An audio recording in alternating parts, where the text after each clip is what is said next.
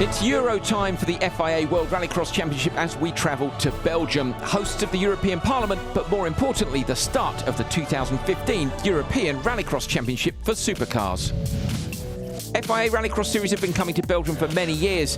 While this is only the second visit to Mettet for RX, the Jules Tacchini circuit's history can be traced back nearly 90 years to its road racing origins. Last round, RX rocked up at the legendary Hockenheim track in Germany, demonstrated to the rest of the paddock a new way to negotiate the Sachs curve, and introduced the Hockenheim faithful to the non-stop drama of rallycross. Liam Doran was back on form in the heats, but it was Petter Solberg who was the king of quali again in Germany, having now won a staggering 50% of all heats in 2015. Semi 1 saw an SDRX front row. The world champion was on fire, but mechanical gremlins meant teammate Liam Doran would go no further. Semi 2 saw Timmy Hansen in the Peugeot fight through to qualify from the back row of the grid. The young Swede drove with a mature head and booked his place in the final behind Nittisch and Larsson. The final, and Hansen was on the back row again, but got the mother of all stars to catapult himself straight up to third. Hansen opted to joker on lap 6. Larsson, however, had been eyeing up the third step of the podium for a few laps and decided not to bother with brakes as he met up with Hansen at the joker exit. Larsson paid the price for the rash decision, while Hansen hung on to take a very emotional third. We were 12th in the semi-final, and then we did everything we could. They turned the car around. It was a lot faster, suited the track really well, suited my driving. So we were able to make these good starts, to have the speed to reach the final and to reach the podium. It was amazing. Hansen may have been happy, but Petter was ecstatic, opening his winning account for 2015 and propelling himself and the SDRX team to the top of their respective tables. It's been a fantastic start of the season. You know, it's difficult to do better than this.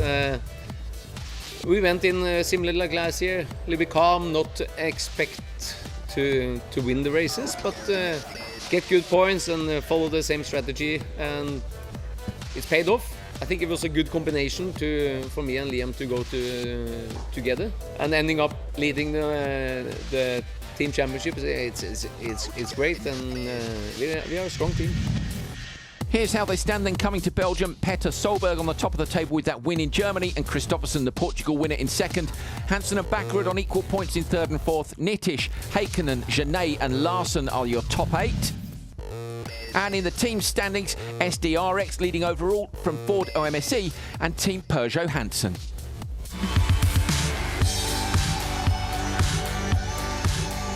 Now the Euro drivers have joined the RX party. There will be almost 40 supercars competing alongside each other in the World and European Supercar Championship qualifying heats. New for 2015, the Euro RX drivers will now have their own semi-finals and final to fight for victory. With reigning European champion Robin Larsson moving up to contest the World Championship, there will be a new champ this year, and the competition is fierce. Yeah, it will be really, really tough. I'm really impressed that it's that many drivers. So yeah, it will be really tough, and it's 20 really skilled drivers. So I really have to be focused, and I have a new car now, and I have just driven one test. So it will be really interesting to see how fast we are. I expect to be on the top all the time. It's important to not make big mistakes, and it's important to be on top every time, because when there is only 5 races, there is no room for mistake, and so you need to score points every time. The Euro Supercar Championship is a great chance for a driver to test their mettle in the top-class supercar machines. Ramona has taken the chance to make the fans an integral part of her championship team. We started a crowdfunding campaign where private persons and also small companies can buy some packages. Everything from like team clothing to VIP tickets for the competitions, etc. And together with this campaign, we financed approximately a whole competition, so it feels really, really great. Coming up, we review the action from Heats 1 and 2. We've got the best of the action from Heat 3. Who's going to make the semi-final cut? It's crunch time in Heat 4. The World Championship Supercar semi-finals live. The Euro RX Supercar final live. And the big one, the World RX Supercar final live. Here's the track preview presented by Ion Cameras. So it's a new track layout this year here at Mettet in Belgium. Circuit length is 1,149 metres, but a joker lap section, which is now on dirt, means that the surface split is 61% asphalt and 39% gravel. So away from the line, footage from Petter Solberg's onboards on the right and some splitter cam footage on the left. That's the blast down to turn 1, and you really need to make sure that you don't get hit there. Over the crest, downhill on gravel, and then back onto tar on the right-hand side and on the left. All through here, we've got new curbs, and that means this section is faster than it was last year. Braking then, some handbrake for the tight left-handed hairpin, and then a blast down the back straight. Now, at the end of the back straight last year, we had a small crest onto the gravel. That's gone now. You can see there are curbs through here as well. Through another gravel chicane, then we cross over the tarmac and onto the new joker lap section. The standard lap goes left. We're going right to the joker section, down to first gear for some of the drivers through here. Get the car as straight as you can and then up through the gears and chasing the checkered flag. On this lap, we're going to continue into turn 1, opposite direction from where you come from the start, and it's much faster over the crest from here. The drama at Mettet started before Heat 1.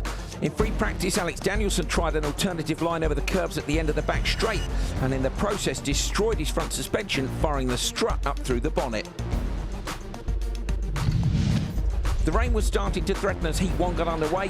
Mattias Ekström was in the very first race of the day and banked a time which would not be beaten as the conditions deteriorated. Petter Solberg had a bad start in his race. He then ran wide in the joker lap and was bottled up behind De Bourg. The world champion eventually showed his class, making a great pass and taking the win with a time that was good enough for second overall. For the rest of the field, things were more difficult.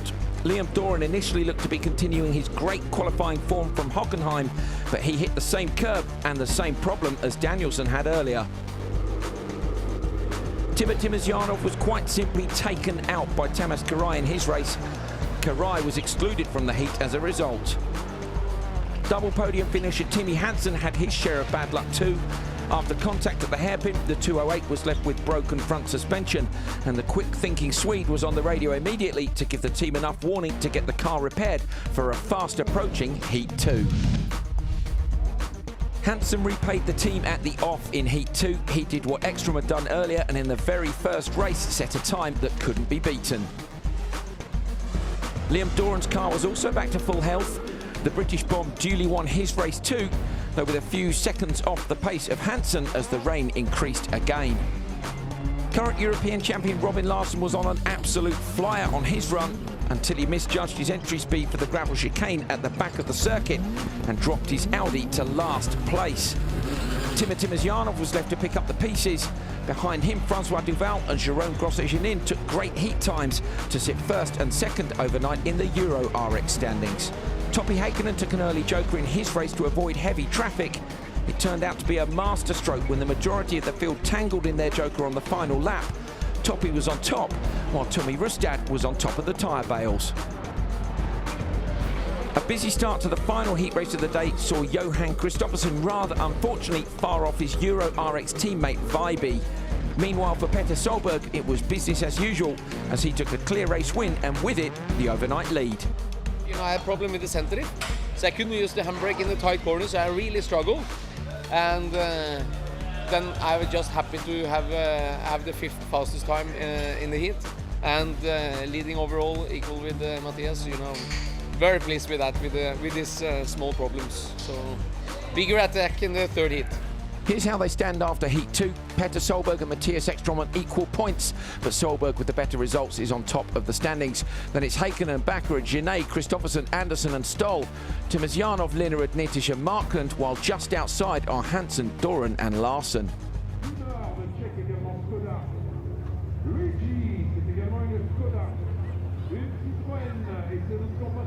Well, down here, Shea, Team Peugeot Hansen, who've had mixed fortunes today. Currently on the bubble going into Heat 3 is Timmy Hansen. Timmy, if we can just grab you for a moment. It looks like the team have done a great job getting the car up and running again. Tell us what happened in Heat 1. Yeah, I did a bad start and I was behind Munich and I just drive really close. He does a mistake and his car stalls and I'm too close to avoid him. So I hit him and basically it ruins a lot of things on my right front. So But the guys did an amazing job to get everything back. It was a lot of damage and so short time because I was in the last heat 1 and first heat 2. But they got it out and I was on the start line. Good start, 4 clean laps with lots of pushing and, you know, quickest. But it was interesting because we could see that as soon as you were off in heat 1, you were in the wheel arch, you were looking, you were reporting back to the team on the radio. How important was that to tell them what was damaged?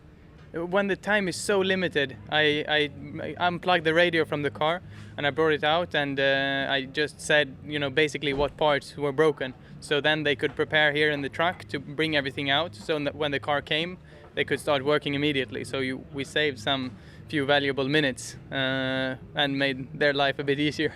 And what parts were broken? Give us an idea of how much damage you did. It was the hub, brake disc, brake duct, wishbone, loads of things, drive shaft. So basically everything inside the wheel there. Matt is still working on that to fine-tune it now, I think. So it was bad. But of course a great recovery back into heat 2 and now you're in a good position to fight back in heat 3. Yeah, I think that the win in heat 2 was so important because now I will be starting first in the last heat. So with a good start, the first line is a big benefit on this track. So I'm very confident. Okay, good. We'll be watching you. Thanks, Timmy. Let's go and see if we can find. Well, there's Boss and Dad. Let's walk along here now. Looking a little bit more damaged, but having had a much more successful day overall, is Davy Genet. Davy, if we can just grab a word with you. Very good day for you, heats 1 and 2. Talk us through what happened. Yes, for me, at beginning the weekend, this morning, for the free practice, my rhythm is not good. And after, for the heat 1, the weather changed, the rain arrived, and my result is good, 9 and 8 for the heat 2. And after heat 2, 5 my place. It's good for tomorrow. Yeah. So good luck in heat 3. Thanks, Davy. Thank you.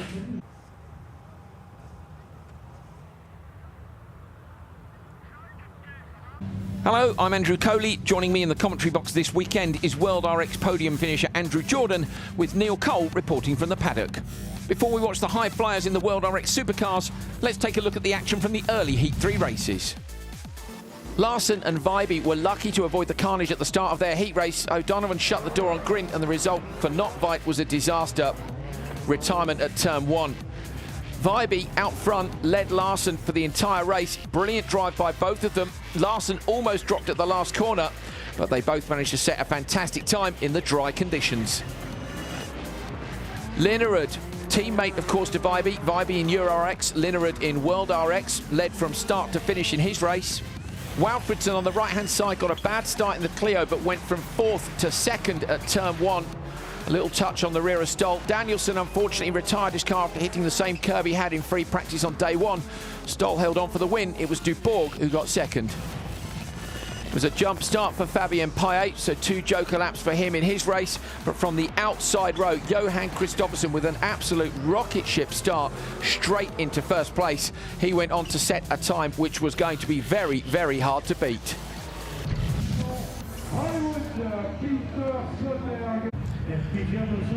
Heat 3, race 7. This one is full of quick guys. PG Anderson, Francois Duvall, Davy Genet, Liam Doran and Matthias Ekström. Duvall then opting to run in Euro RX, as you'll have seen from the green graphic. On board with Liam, loads the car up on the handbrake. He's looking at the lights now.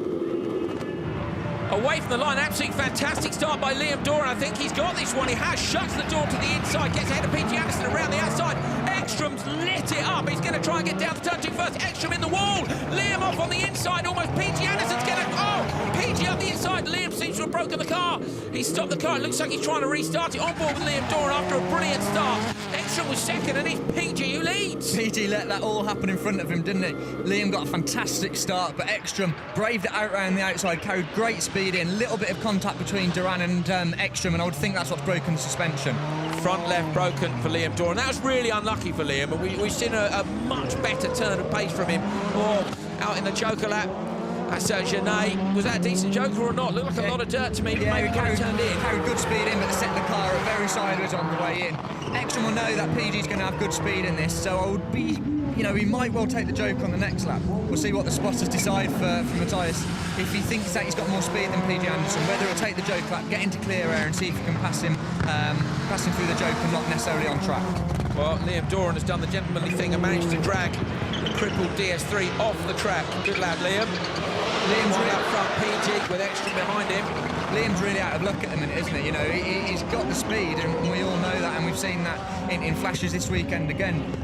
Duvall taking the joker there, but going back to Liam, he's just out of luck. You know, there was nothing he could do there. He'd won the start, he'd got to the inside. Ekstrom tried to go around the outside. There was just a slight rub, and you'd think that he's locked the wheels together in an unfortunate way, and that's what's ripped his left front wheel off. So really, really unlucky, and it's one of those sometimes in motorsport. Once you've got a bit of bad luck, it just keeps finding you. So I'm sure it'll turn around for Liam. We know he's got the speed, so we look forward to him getting a bit of luck on his side. Definitely back on form this season. Worked really hard over the winter. Anderson clicks the curb, sends the car up big time.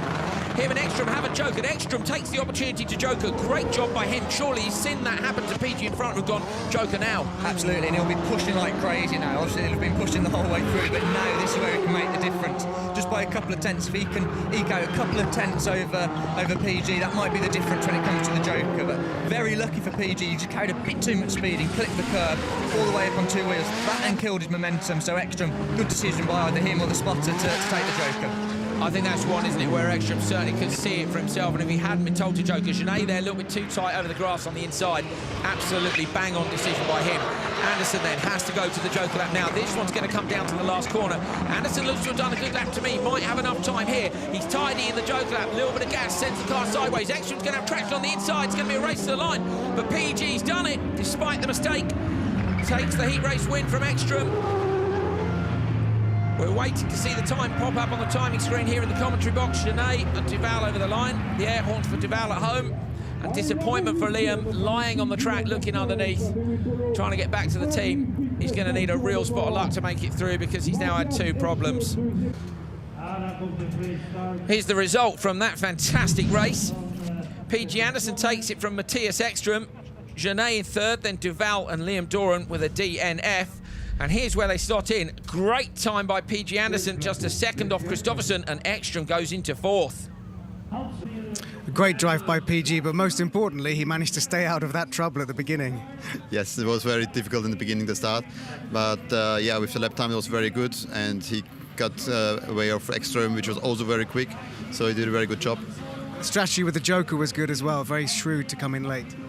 Yes, I mean, it's logical. If you're out, you want to have a clear run, so you go in as late as possible. Very good, thank you. Okay. Crowd enjoying the action. Let's have a look at what they were looking at just a few moments ago. This then was the start. Liam with an absolutely wonderful start, and then Ekstrom comes around the outside. It's hard to tell, Andrew. That you can see his contact there, that's what's done the left front on Liam's car. But Ekstrom having a massive moment, clipped the wall.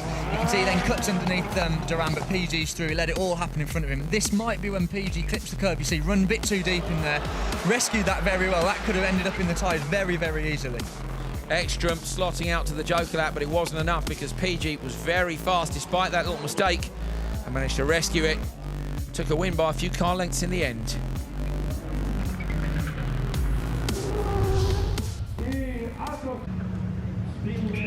Final heat race of Heat 3. Timmy Hansen, Topi Heikkinen, Andreas Bakkerud, Timon Timosjanov, and the world champion, Petter Solberg.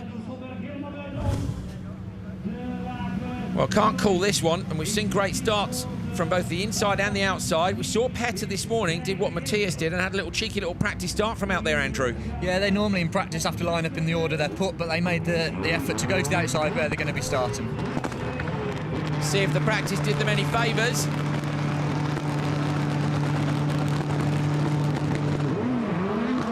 Even start across the grid. Looks like Heikkinen's got it on the inside from Hansen. Hansen have to go late on the brakes, but trying to come around the outside is Bakkerud.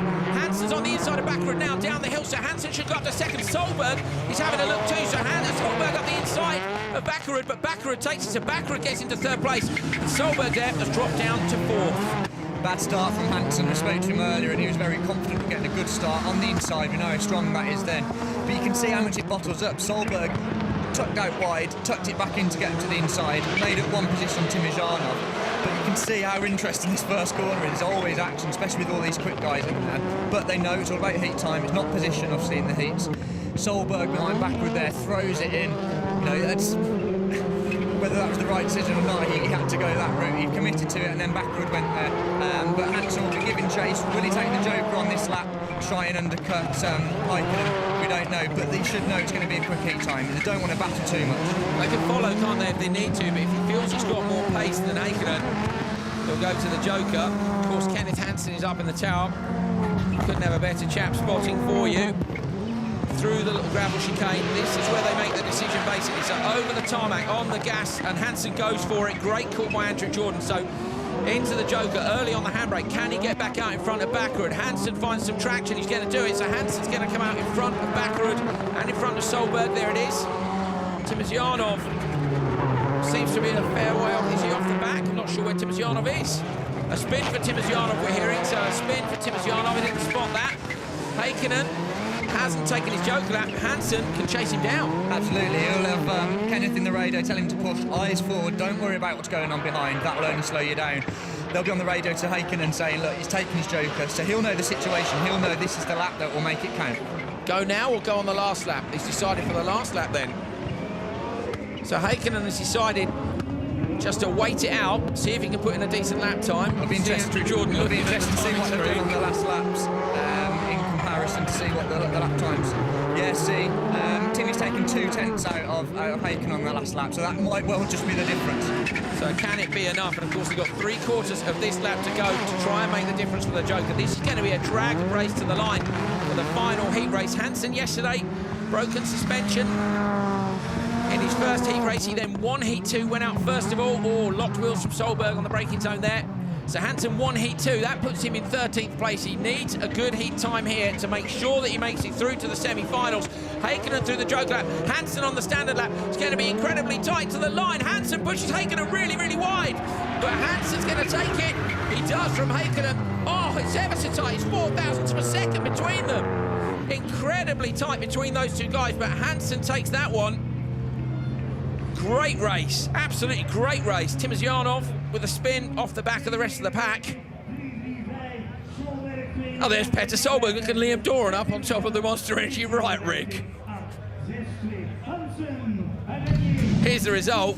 Hansen takes that one with a 2:48.063 and a 0.67 for Heikkinen. And it's Backerud, Solberg and Timijanov with that mistake. Where do they slot into the result overall? Second place for Timmy Hansen. Very, very good indeed, but Kristofferson is just a little way ahead, 9/10 faster. Let's see what Kenneth Hansen has got to say about that.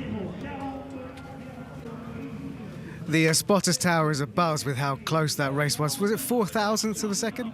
Yeah, that's really, really, really close. And that's what Rallycross is all about. Never give up, just push and push. And I tried to give Timmy as maximum push when he was driving, so we just made it. It was interesting watching you and the spotter for Toppy deciding when to Joker. That was a good, crucial decision to Joker early. Yeah, it's necessary to have the good decision there to be able to gamble.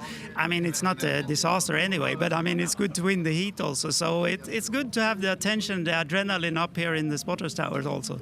And it's looking good now. You know, he could be heading towards a victory later today. Hopefully, yes. It looked quite dark after the first heat yesterday, but now it looks much brighter. So we cross the fingers for that. Thank you very much. Thank you. Let's have a look at the replays from that one then. A brilliant, brilliant job by Timmy Hansen. Needed a good result desperately, and at turn 1 it didn't really look like he got it, but later on goes to his Joker lap earlier, and then, as you said, Andrew, really pushed hard on that one lap. As we said in the race, that's what probably made the difference. He took a couple of tenths out of, you can see in the background actually, Timijanov having a spin.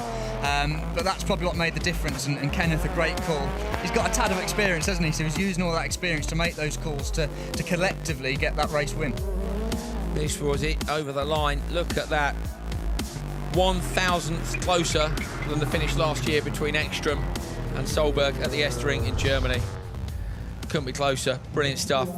Well, here are the standings after Heat 3, just for the World Championship drivers. So topping the table at the minute is Heikkinen, the winner here last year. Ekstrom's in second, Kristofferson is third. Solberg, the world champion, is in there, and so is Bakkerud. Both those guys on Norway's National Day, looking like they're going to be through to the semis. PG, Timmy Hansen and David Genet. Hansen's well in now. Stoll looking like he's going to make the semis. Markland, that'd be a good result for him. Linnerud and Nittis, Timmerzianov, Larsen and Doran are all just outside with one heat to go.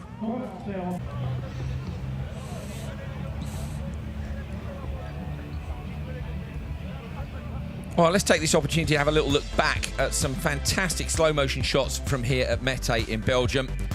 Andrew Jordan, this hairpin down at the start of the straight, absolutely crucial. It is, yeah, there's a big flat-out section after it, so you need to get out of the corner where you can see here, Nittis just gets the car understeering a little bit. If you look at his front wheels, a lot of lock on there. Duran gets the car turned better behind him, probably a little bit more handbrake, gets the car straighter earlier, and that will then hurt Nittis all the way down the straight. You've got to get out of these corners well. The other thing here is you get a kind of a wrong idea of how close the cars are together. They're so bunched up in this hairpin, and then the gaps appear again. It's the elastic band effect. You know, they close up under braking, and then on acceleration, the gap opens back up again. Here in Munich, you can see there's these new curves in for this year. He's getting a little bit cut up behind. He doesn't use too much curve, just rattles it so he knows he's got there. We've seen people a few millimetres off the tyres there, so probably the opportunity could use a little bit more than that. He's much better with these curves in this year, though. Max Pusher as well behind him, of course, a new driver for World RX, relatively new to Rallycross, and fair to say he's a gentleman driver, but on the right line here, and he was much quicker at Hockenheim than he was at round one. Absolutely. Here's Ollie O'Donovan, though. Look, he carried too much speed in. He's run wide again. Look at the front wheels, loads of understeer.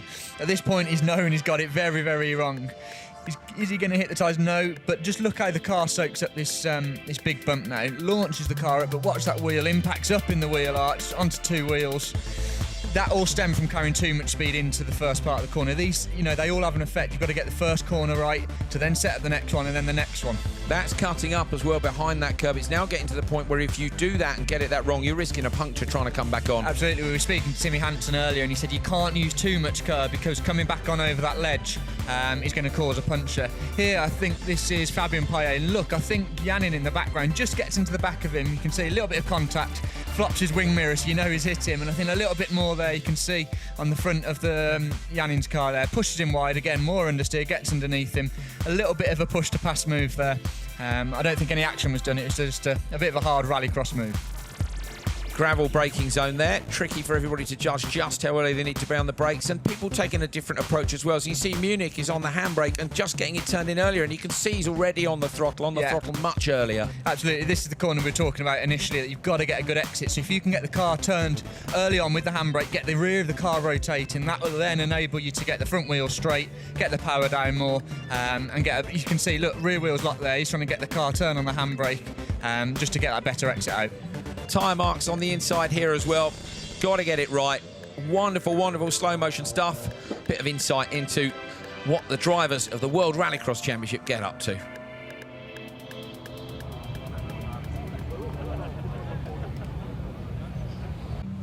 On to Heat 4. Liam Doran's team had managed to get the car repaired in time. It was almost broken at turn 1, but in the end he managed to get past Notveit and took a convincing win. Walfridson tried to close the door on Koen Pauwels, but there was no room, and he ended up in the wall himself, breaking his own car. Ramona looked like she was going to take the win, but she crossed the gravel trap, and a 5-second penalty meant she was demoted. Timmerzianov got his own back on Tamas Karai for that 100-mile-an-hour spin yesterday. Just a little bit of contact. He said there was a gap, and he went through to take the win.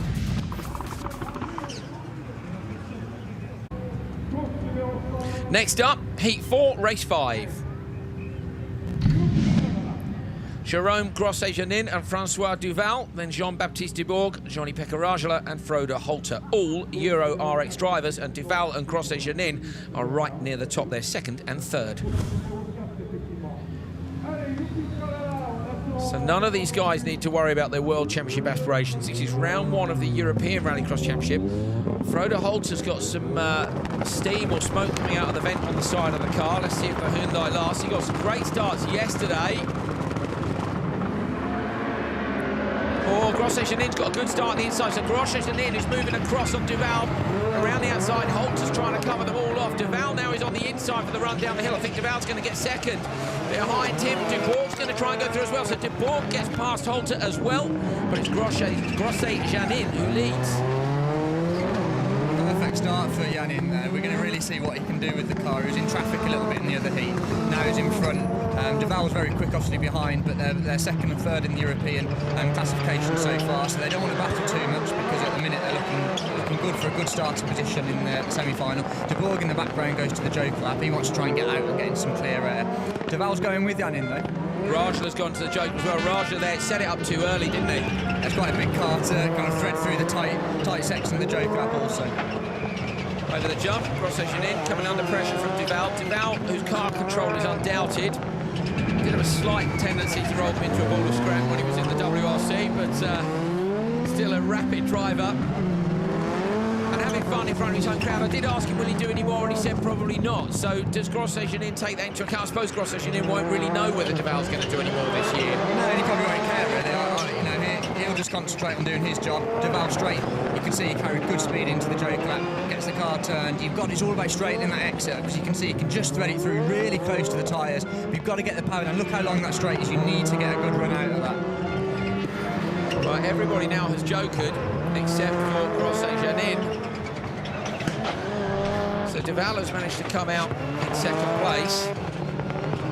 Grosjean-Janin will need how long do you think, Andrew, to take a clean Joker to out in front? The best we saw yesterday, I think, was Matthias Ekstrom. He did it about 2 seconds slower than his best lap in, I think it was in practice or one of the heats. So about 2.5 seconds is very, very close. They'll be telling Janin on the radio that Duvall's Joker. He's saving it right up to the last lap now, isn't he? Would you have gone then? Because I would have a tendency to think go. You know, Duvall is possibly closing the gap down. I haven't been looking at the lap times, but I think when you're the only person left to joke and it looks like it's going to be touch and go, do you go for it? Yeah, Duvall took 0.6 of a second out of him on the last lap. But out the commentary box, I could see Duvall outbraked himself into turn 1, so that would have lost some time for him. But yeah, the spotter's got to be looking not all about just on when you're going to Joker and the people in front. You've got to be looking at the threat behind. You've got to be seeing, right, he's catching me. Holter up the inside, got a great exit from the hairpin, and he's upside the board, but there's not a lot of room there, and he sensibly backs out of it, almost ends up on the curbs on the outside. Those guys are in the background, but it's all about the fight down at the front. Grosjean-Janin is really careful on the way in. I think he's possibly been a bit too careful. He's early on the gas, and he's going to chase Duvall down, but the crowd are going to like this one. Francois Duvall takes a home heat race win. The crowd go mad. Grosjean-Janin comes across the line in second. Then it's Dubourg, Holter and Rajala. So a popular home heat race win there for Duvall. Good job, I think, Andrew. And Grosjean-Janin, if he'd gone earlier, could he have defended it? Maybe. You know, Duvall took 0.6 of a second out of him on that lap, so he needed to try and Joker early. Francois Duvall, 2:51.0. Then it was Jérôme Grosjean-Janin, Jean-Baptiste Dubourg, Holter and Rajala. The 5 Euro drivers, where do they slot in? Duvall and Grosjean-Janin are the fastest of everybody so far, including Timosyanov and Liam, but both those guys were held up. Okay, and we're now hearing possibly a 5-second penalty for Duvall. So I don't know what that would be for, but a 5-second penalty for Duvall. We think he might have cut the corner on the standard lap. So track limits then, Andrew Jordan. Oh, that's interesting. He looked very close on the inside. I don't quite know what the full rule is, if it's a couple of wheels you're allowed or not, but very interesting.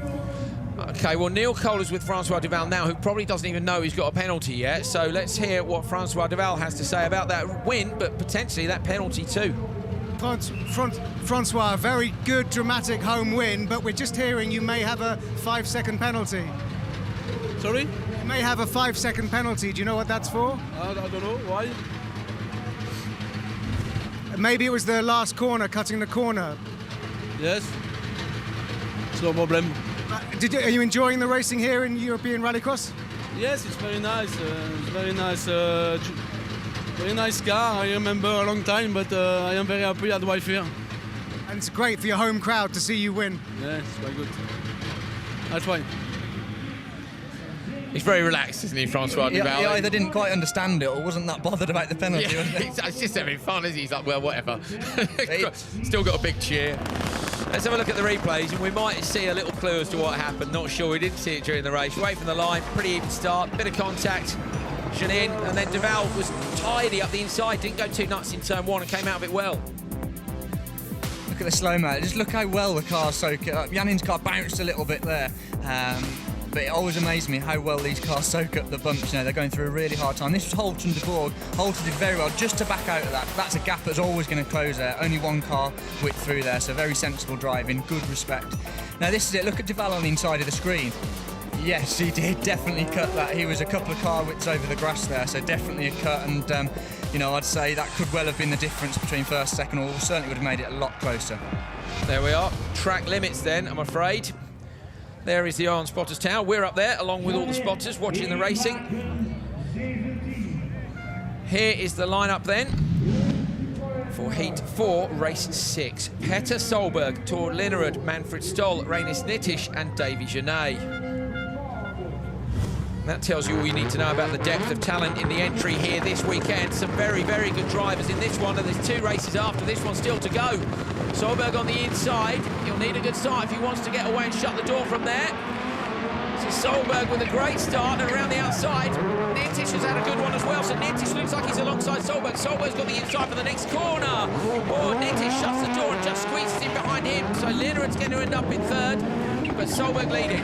Great start by Solberg, but Nittisch, great job to get all the way from, I think he started 4th, round the outside, braved out, but then cut it in behind Solberg. You're not going to, you know, the chances of making it round the outside of everyone are pretty slim, but he made the game where he could, then gave it up, then tucked him behind Solberg. We all know how quick Solberg is and how quick he'll be, so it's best to tuck in and just get your head down, work together and go for it.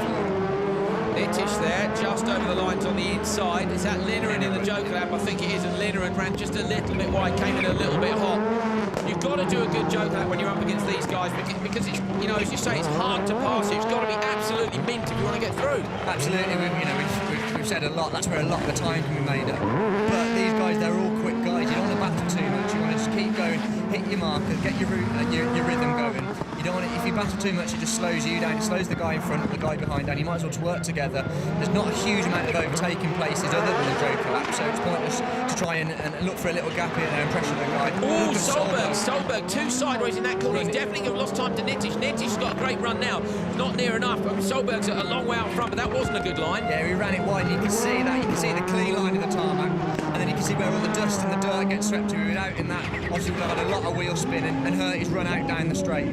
Stoll there has done his Joker lap. He's come out behind Linnerud. The front 3 haven't jokered yet. And Linnerud there looked like he was moving across to close the door on Stoll on the straight. Stoll was nowhere near him, and he's lost a bit of time there, but it's not about them, it's about the guys in the front. I do love watching Solberg, the way he throws the car around. You know, he's dancing with it the whole time. Look at that bit of curve, the car rides it so nicely. You can see he'll flick it in, a little bit of handbrake, much neater there. Look, he's keeping it on the clean part of the time, that much better drive off. Nittisch into the Joker. Both into the Joker lap, so now Solberg is the only one not to Joker. These 2 guys are going to come out in front of the 2 rear gunners, so it's going to be about how fast Solberg is on this last lap. I think Solberg was far enough in front that if he doesn't make a mistake, he's going to come out in front of this one, but he's got a whole lap to go, and we've seen him make a mistake in this heat already. Through the chicane at the bottom. The addition of curves to this track has made a big difference, particularly to that section, Andrew. Last year, I remember everybody being ever so slow and careful through there, and this year, they're able to just chuck it through a bit harder. Yeah, it just gets more of a flow to it, because you've got reference points. You can use the curb to get the car moving. Look, Petter keeps it nice and tight, gets the car turned mid-corner, just flicks it back the other way, round the tyres. Great job from Petter Solberg. Job done.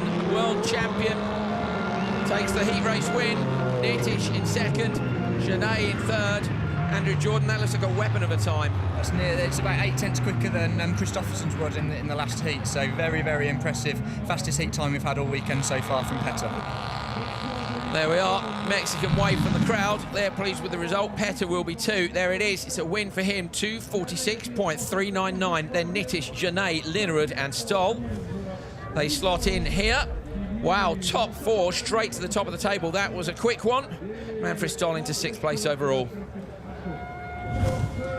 Replays from that one.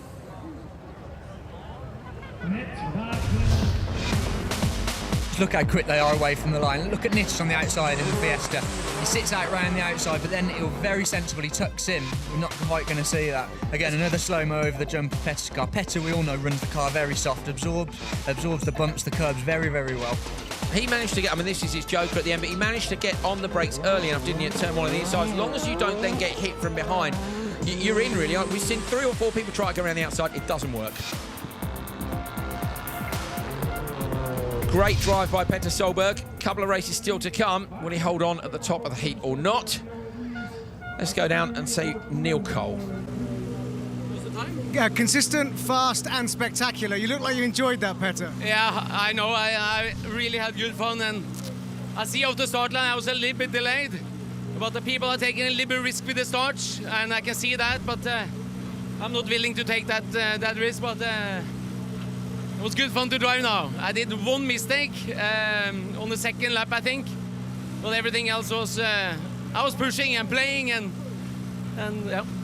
Well, I can tell you that's the fastest heat time of the weekend so far. I hope it stays like that, because I really want to have pole position, you know, and it's 2 guys who can beat me there. It's Kristofferson and Ekström, so I know it will be tough, but I've done everything I can. But the worst thing for the whole weekend is the 4 heats, you know. The semi it's always good, and the final, but to come through 4 heats, you have to be very, very smart. Thank you.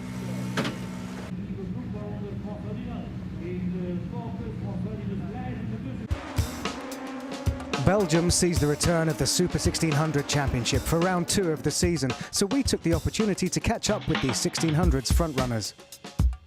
I led it after all the heats and get the maximum points in there. And then came the semi-final. From the pole, I finished in 3rd place. And for final, I started from the last row and I get to the 3rd place. I think it's a very good result for the first race. Team did a great job, and as well from my side. I wanted to win a race in this year, that was my aim, but I didn't hope that it comes at the first round immediately.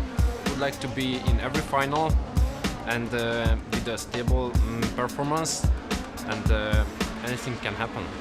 It's only 7 events in Super 1600, so I think you need to get every event maximum points that you can get, and you can do any mistake in any races. So if you get some 0 points or less, then it's very, very hard for the championship to get back on the top. So I'm looking forward for every event to get maximum points what I can get, and that's my aim for this season. I think the cars are nearly the same, so it's so close to each other, and the drivers also. You have to be very, very precise during driving or during racing. There are only little differences between drivers also, so I think it's really hard to win. 2014 touring car champion Daniel Lund starts his title defence here, but he faces very strong competition. The touring cars is packed with driving talent, including 16-year-old Magda Andersson, who makes her debut in the class. Yeah, it's a 5 race and you can't retire. If you break down, you lose the championship, I think. So you need to be smart, but you also need to push hard every race, because we are 20 drivers in every race, so it will be really, really tough. Yeah, it's my first season, and well, I drove in the junior class in Sweden last year, and I definitely wanted to get out again in the European circuit and arena since I drove the GRX. So we just wanted to get out again, and we thought a touring car was a great opportunity. My biggest goal is definitely to drive the World Championship in Supercar. And I think the touring car is a great step to get there. And we're planning to drive like a couple of years in touring car, and then maybe take a step to the European Championship in Supercar, and then possibly in the future drive the World Championship. We want to win one more time, but I think the other guys have a lot of pressure. They will want to beat me, so hopefully it will be a gold medal one more time.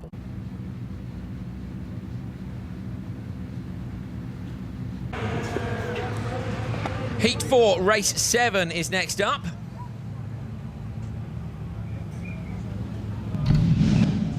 Mattias Ekström on the inside, Tommy Rustad, Anton Markland, Robin Larsson and Andreas Backerud. Now Petter Solberg was worried about Mattias Ekström, whether or not he might be able to beat the heat time. There's other drivers who could, but those are obviously the ones he's got his eye on. Ekström will need a start like Pet had if he wants to shut the door down to turn 1. Some great drivers alongside him. Matthias looks to have got it. Not a great start. Rustad's got a better start than him. Rustad's going to shut the door on Ekström. So Ekström now with Markland around the outside. He's on the inside. Larson's tried to go through. Can't get it done. Ekström's going to hold on. Larson, he's like a wild thing in third place, but just manages to keep the position. Rustad into the hairpin at the end. Sweeps around the left-hander. And Ekström behind him. Ekström was very smart there. We've seen it from a few people, but not quite getting the jump off the pole position slot. Then if you're sensible, you get the car stopped, keep it nice and neat and tidy, keep it tight into the tyres. Everyone runs a little bit wide. He was down to third into the first corner, comes out in second. Sensible stuff from Ekström. Martin into the joke. Yeah, he's in traffic, so you might as well do that. You're in traffic, you've got people close in front, close behind, you might as well get into the joke lap, get into some clear space, get your head down, get into your rhythm. And also splitting the strategy between the two cars. You don't want the two cars on the same strategy in case they ruin it for each other. Absolutely, you want to try and keep teammates as separate as you can so they can get on with their own race. Rustad really throws it in there, a bit of a Scandinavian flick, bit of handbrake. Be interesting to see if Ekström, if they call him for the joke lap to get into some clear air, if they think he's got the pace over Rustad. I think he has. He looks quicker than Rustad through the twisty section there, and then the hairpin, they Constantine are up and out again. Here we go into the joker lap now, and he doesn't. So Ekström follows Rustad through into the joker lap behind him. Larson has gone with him. Backward is on the standard lap. The only person to joker so far is Markland, and now as well. So okay, Larson comes out in front of Markland. There we go. Oh, Rustad's run wide in the last corner. We saw it out of the commentary box here. So Ekström is all over him as they go down into the dirt chicane to the right and then to the left. Here is crucial on the bar or not. It looks like a little tuck on the handbrake, gets it turned. Ekström, good drive out. The car looks much stiffer than we say Mettet Solberg's. He's a circuit race, that's the background he comes from, that's how he likes the car. And it's very interesting to see completely two different setups getting the same sort of pace out of them. And the driving styles too. Petter's the one guy who gets away with the sideways. So actually PG Anderson as well this year. Sideways, but still getting heat time. Backward a little bit too sideways on the way into the joker. Is he going to get in front of Larson or not? A drag race down to the line. Larson's in front of him. Backward slots in behind. The car's past us in the commentary position. Backward is right with Larson. Great race at the front. A little bit surprised Ekström saving the joker to this lap because no chance. We've got a joker, so Ekström trying to tuck up the inside, can't quite get the throttle and get the drive out. But I'm surprised they didn't split it and at least have a punt. Whether they're a little bit worried from a threat from, say, Larson, and they want to try and keep going as long as they can at this sort of pace, because Rustad will be setting a good pace. Do you think Ekström is comfortable with Rustad in front? Is he thinking that we're not going to go any quicker if I release? We may as well follow both into the joker lap now. We'll find out. Oh, Rustad's tight and early. Clips the tyres on the inside. Ekström's going to get held up. There's nowhere for him to go. There's a big tyre bar on the onside. Larson's going to nick it right to the line. Larson comes out in first. Who's second? We need to see the timing screens. It was so close. Backerud, then Ekström. Rustad, Backerud, Ekström, Markland, so close at the end. That's the risk of leaving it to the last lap, isn't it, with someone in front? You know, if it had gone through cleanly, it would have been a quick heat time for them both, but Ekström got badly held up. Here's the result of that one then. Robin Larson, 2:47.8 from Rustad, the Euro driver, up with the world boys. Backerud, Matthias Ekström and Anton Markland. Where are they going to slot in? Larson just behind Solberg. That was a great job by Larson then. You can't help thinking that Ekström and Rustad could have threatened Petter there if it wasn't for that mistake in the joker lap. See the replays from that one. There is the Iron Spotters Tower. The spotters and us are up there. Down at the start. Ekström then didn't get the greatest, but comes out, and as you said, he managed to save it later on in the race. Yeah, he kept it tight. Larson ran a little bit wide because he carried so much speed in. But Rustad was going at a good pace. Ekström was going with him. No point back when we've said that before. It's all about the heat time, so just keep going with the guy in front. If he's a quick guy, if he's much slower, then obviously, yes, you need to certainly duck out and do your joker or try and make a pass. But if they're both quick like that, you might as well just go with the guy in front. Into the joker lap, this was the problem. Rustad clipped the tyres on the inside and Ekström had nowhere to go. Bottled up behind him, Larson comes through.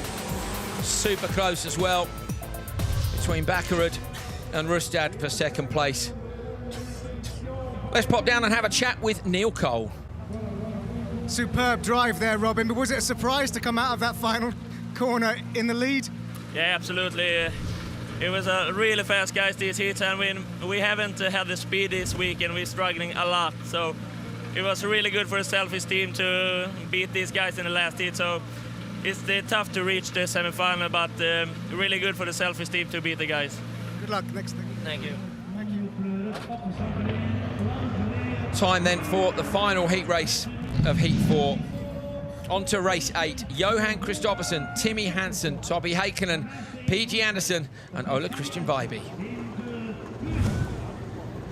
Kristofferson is the danger man here for Solberg.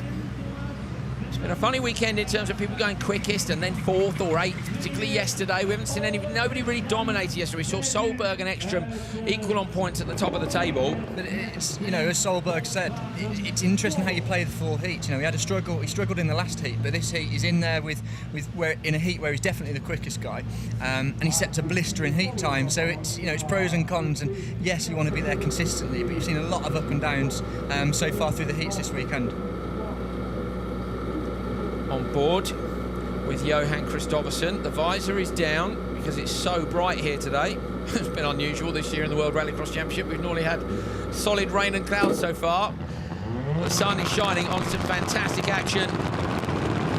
Final heat race before we move on to find out who makes the semis and who doesn't make the cut. Kristofferson's the man to watch on the inside, but we've got a super tight race. Roll down to turn 1, bit of contact. Kristofferson moves out, pushes Hansen wide.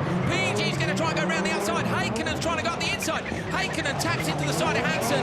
It's Kristofferson from PG with Haikkonen. Then Hansen manages to get past. Great job. That was a really good start, wasn't it? All 5 cars were literally just still 5 abreast into the first corner. Hansen got muscled around a little bit. PG Anderson, very brave. He got a little bit of an elbow out round the outside, kept his foot in. Great car control to come through in second. But again, top Haikkonen, kept it nice, neat and tight at the inside, cut underneath Hansen and through into third. So Kristofferson then is in quite a late clean air. call there, I think, by Haikkonen to go to the Joker lap. If you saw, he was almost into the normal lap. Went to the Joker lap, was trying to get into some clear air. Stop, not to be held up in any traffic. Vibey's gone with him as well. So top 3 at the moment are Kristofferson, PG and Hansen. Those guys haven't Joker. Behind them, Haikkonen and Vibey are going to be going as hard as they can to try and close the gap down. Say Haikkonen's looking pretty good against Hansen there already in the background. It looked like he closed the gap down. Kristofferson just a dab on the brake, sets the car up and just beautifully puts it into that turn up through the chicane. You're on board now with Kristofferson. Listen to that clatter and clunk from the transmission. He looks so at home in this car, you know. We said earlier on he drives a variety of cars, but he just looks completely at one. He looks really relaxed. He looks very happy with how the car's handling. It's a family team, so he's very, you know, he knows the team. He's got a great relationship. But here he flicks it. Look at how close he is to those tyres. Up over that curve, then hard on the brakes. A little tuck on the handbrake. You saw the rear wheels like. Great drive off. The car looks quite soft in comparison to some, but we've seen that, you know, you can have different setups and it works for both. Timmy really got muscled about in that. He was unfortunate. He was, you know, he's been very quick. It was just one of those things, wrong place, wrong time at turn 1. Kristofferson, I thought, was quite clever. It looked like he was going to get squeezed in the wall, and basically he moved out and said, I'm not having it. Walked himself 3 feet on the inside and could then turn into turn 1 with enough pace not to get mugged around the outside. Well, yeah, and you know, you've opened the corner up so you can carry a bit more speed in, but you've also brought yourself some space to those to the barriers on the right. So by edging left a little bit off the start, you've brought that space in. Look at how much speed he carries in there. He just looks so confident with it. So we're on the final lap, and none of the top 3 have jokered yet through the long left-hander. You can hear Kristofferson took a gear early there. He's trying to find the traction, trying to get down the straight fast. Watch this on the brakes, leans on that rear right. That's where the jump was last year. PG Anderson's gone with him, though. His best lap's a 10th up on Kristofferson's. They've both set very, very quick lap times. PG Anderson's got some great pace. Look on board here. He'll set it up nice and early, flick on the handbrake, gets it done. Oh, look, he's a little wide. bit deep in there. That's going to hurt his exit still, but still very, very quick off. So Kristofferson is going to take this. He does from PG Anderson, but Haikkonen is going to get Hansen. So Haikkonen did a good job with that early Joker lap. Hansen comes across in 4th, on board with Kristofferson. You can hear Kristofferson. I think he's beat Solberg's time. He's in a 2:46.000. I think that's beat Solberg's time. 2:46 dead to the 1,000th. Yes, he has, by nearly 4 tenths. He's beat Solberg's time, so great job. You can see how pumped up he is. You can hear the people in the spotters tower here. I think it's his dad going crazy, but he's just so pumped up to do well. It's very interesting to me that Solberg rates Kristofferson and Ekstrom as such a threat, and then you look at this, 2:46.000. PG has done a brilliant time as well. Haikkonen, Hansen, Vibey, none of those are bad, but have a look at where Kristofferson goes, ahead of Solberg by nearly 4 tenths, only 1,000th out. He'll be well pleased with that. PG Anderson is right there as well. So that's the Heat 4 standings for Supercars. Haikkonen down in 7th. Fantastic job by Kristofferson. So pleased with that. Super pumped up. It's going to be a brilliant final and semi-finals here later on. Here are the replays. Very, very equal start. Look at that bit of contact between it was Toppy and Timmy. As you pointed out, Kristofferson had got a little bit of room to his right, so he could still carry pretty good speed in. Then it's just eyes forward all the time. He knows he's got the speed. He doesn't need to defend. He knows PG Anderson's very quick also. But Anderson will just be going with him. He knows how quick Kristofferson was. But on board here, look, just flicks it in. This is over the jump. The car goes like a little dab on the brakes, lands, absorbs that beautifully, really close to those tyres there. Vibey, spin. That's why Vibey was 10 seconds off the back. I wondered where he'd gone. So Vibey lost it where we saw her. Larson lost it, yesterday, but spanned the other way to the inside of the chicane. Checker flag was out for Kristofferson. He crossed the line first. PT was second with Heikkinen. But Kristofferson has done an absolutely fantastic job there. It's the fastest time of the weekend. Johan, those heats just kept getting quicker, but then so did you. The fastest time of the weekend so far, nearly half a second quicker than Petter. Yeah, fantastic. I mean, it was really, really great. I had a good start, and then I tried to stay on the inside in the first corner, and I'm so happy with the car. The guys have been working so hard this weekend. We have done quite a lot of changes, and the car now we changed until the fourth heat, which made it even quicker. So yeah, big thanks to the team, and now try to stay focused for the semi-final. But you seem to have this circuit completely nailed. You're using every centimetre of it to get the best time. I mean, you could well be on your way to a victory here. I mean, everyone is pushing to the limit, and I had a small mistake in the Joker now, otherwise almost perfect. But yeah, it's so incredible hard, the other guys as well, they are pushing so hard, and if you get a clean lap, you have to be 100% to be the quickest, and I was now. I'm so happy. Thank you, well done. He is very, very happy indeed. An absolutely great heat time from him. And look what it does. It sticks him on top of the intermediate classification. Kristofferson takes 16 points. Remember, there's points for the whole of the top 16. Only the top 12 go through. So the highlighted names there are going to make it. Timosyanov and Doran and Larson are all out. That's a bit of a surprise as well. Here's how they split. Odd numbers to semi-final number 1, even numbers to semi-final number 2. Kristofferson, Heikkinen, Anderson, Hansen, Stoll and Nittish in semi-1. Solberg, Ekström, Bakker, Sinead, Markland and Lillard in semi-2. They are going to be exciting.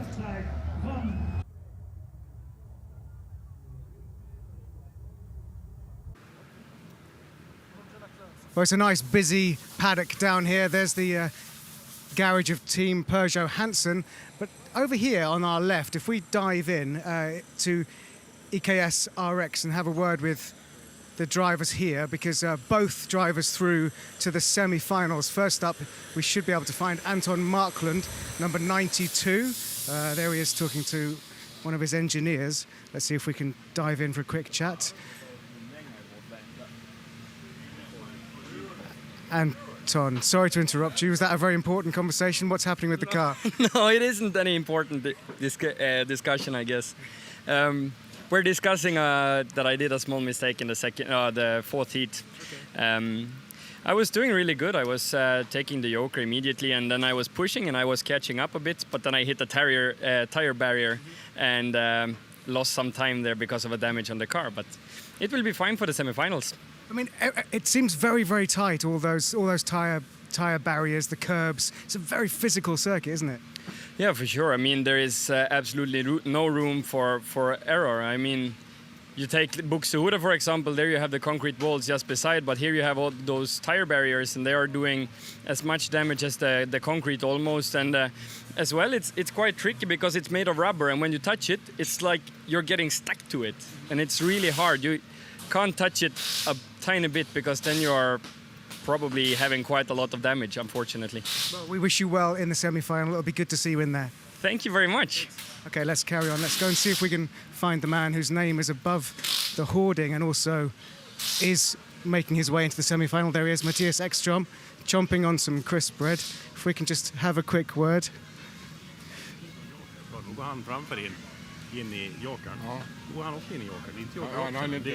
So a little bit of a Joker discussion there, sort of strategy for the semi-final. Yeah, we have to do Joker once every race. It's great for the team to have both in the semi-finals and great for you, very quick today. Yeah, it's good to have two cars in the semis, first time this year, so we're pretty pleased with this. You look quite relaxed, having a bit of crisp bread before you go out for the semis. Feeling good? Yeah, I think we had good pace. Last heat I was a bit stuck in traffic jam. But Anton also did a very good, consistent performance this weekend. So cars are quick on the track.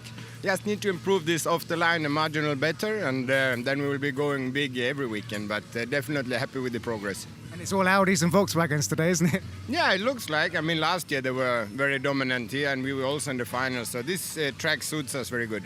Good luck. Thanks, Matthias. Cheers.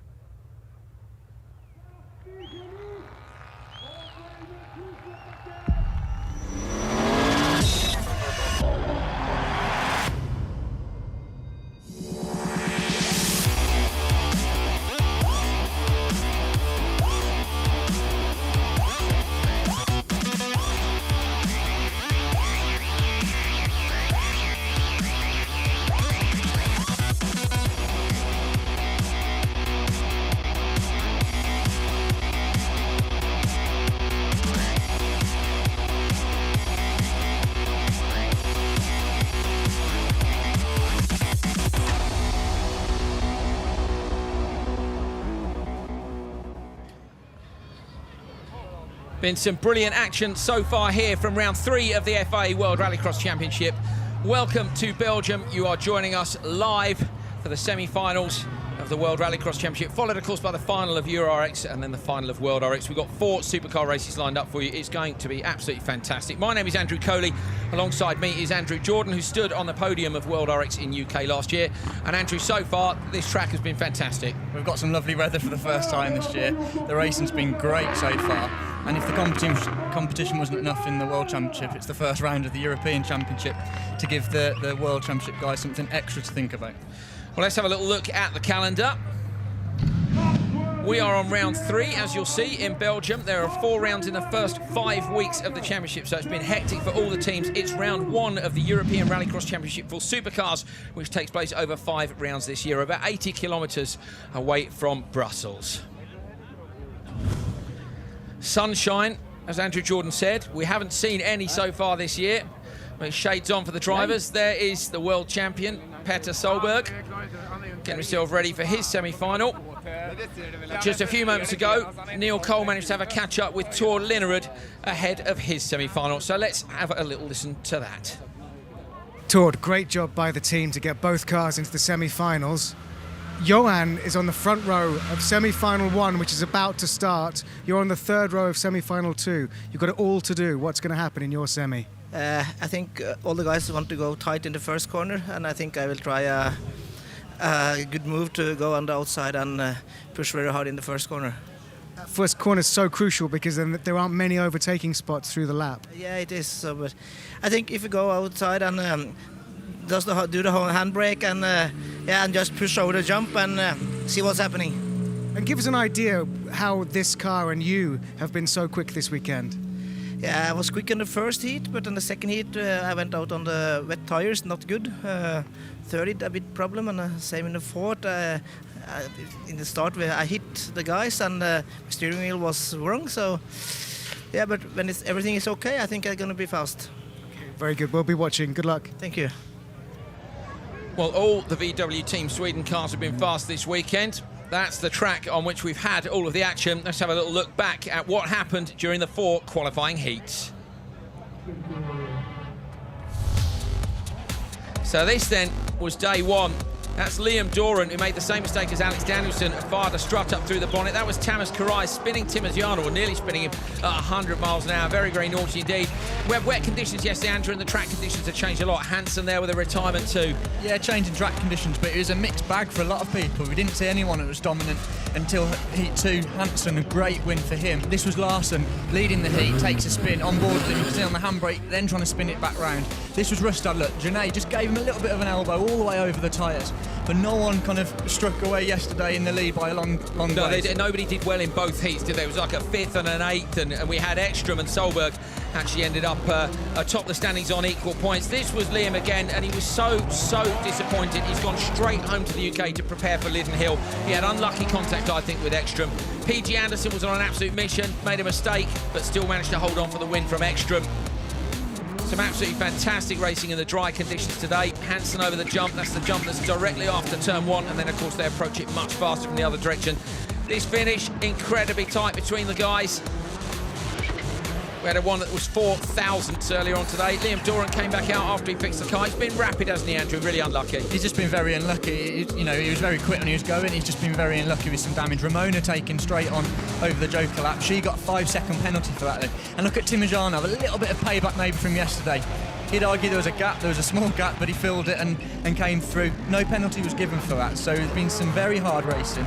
Solberg was looking, we were all saying, is he going to be the one to beat? And he has been one of the ones to beat, but Kristofferson for me is the guy absolutely on a mission at the minute. And he said, didn't he, said it'll either be Ekstrom or Kristofferson. Look how close it's been at the finish as well, and it was Kristofferson on the inside here. Managed to find himself just a couple of feet from the wall, got away out front and beat Petter by 0.4 of a second with this time here. I think Petter will have been quite surprised by that. Lovely, lovely sunny day as we prepare for the semi-finals and then the finals after that. The teams are getting ready for the action. We are as well. There they are up in the Iron Spotters Tower. That's where we are too. Let's have a look at how the two semi-finals line up. So those are the points after intermediate classification. 16 points for the win, down to 1 point for 16th. Only the top 12 go through. They split, you'll see the odds go to semi-final 1 and the evens to semi-final 2. Backerud and PG Anderson have swapped places since earlier on because Larson was disqualified, which meant they've ended up in the opposite semi-finals, but no other changes. Coming up for you next then, we've got an hour of action for you and there are 4 supercar races. This is what we got. Coming up first then, as always, we have the World Championship Supercar semi-finals. The top 3 go through and the bottom 3 go out. We've got another supercar treat for you with the first round of the European Rallycross Championship for supercars, the final here from Mettet in Belgium. And then, of course, who is going to be the winner of round 3 of the FIA World Rallycross Championship?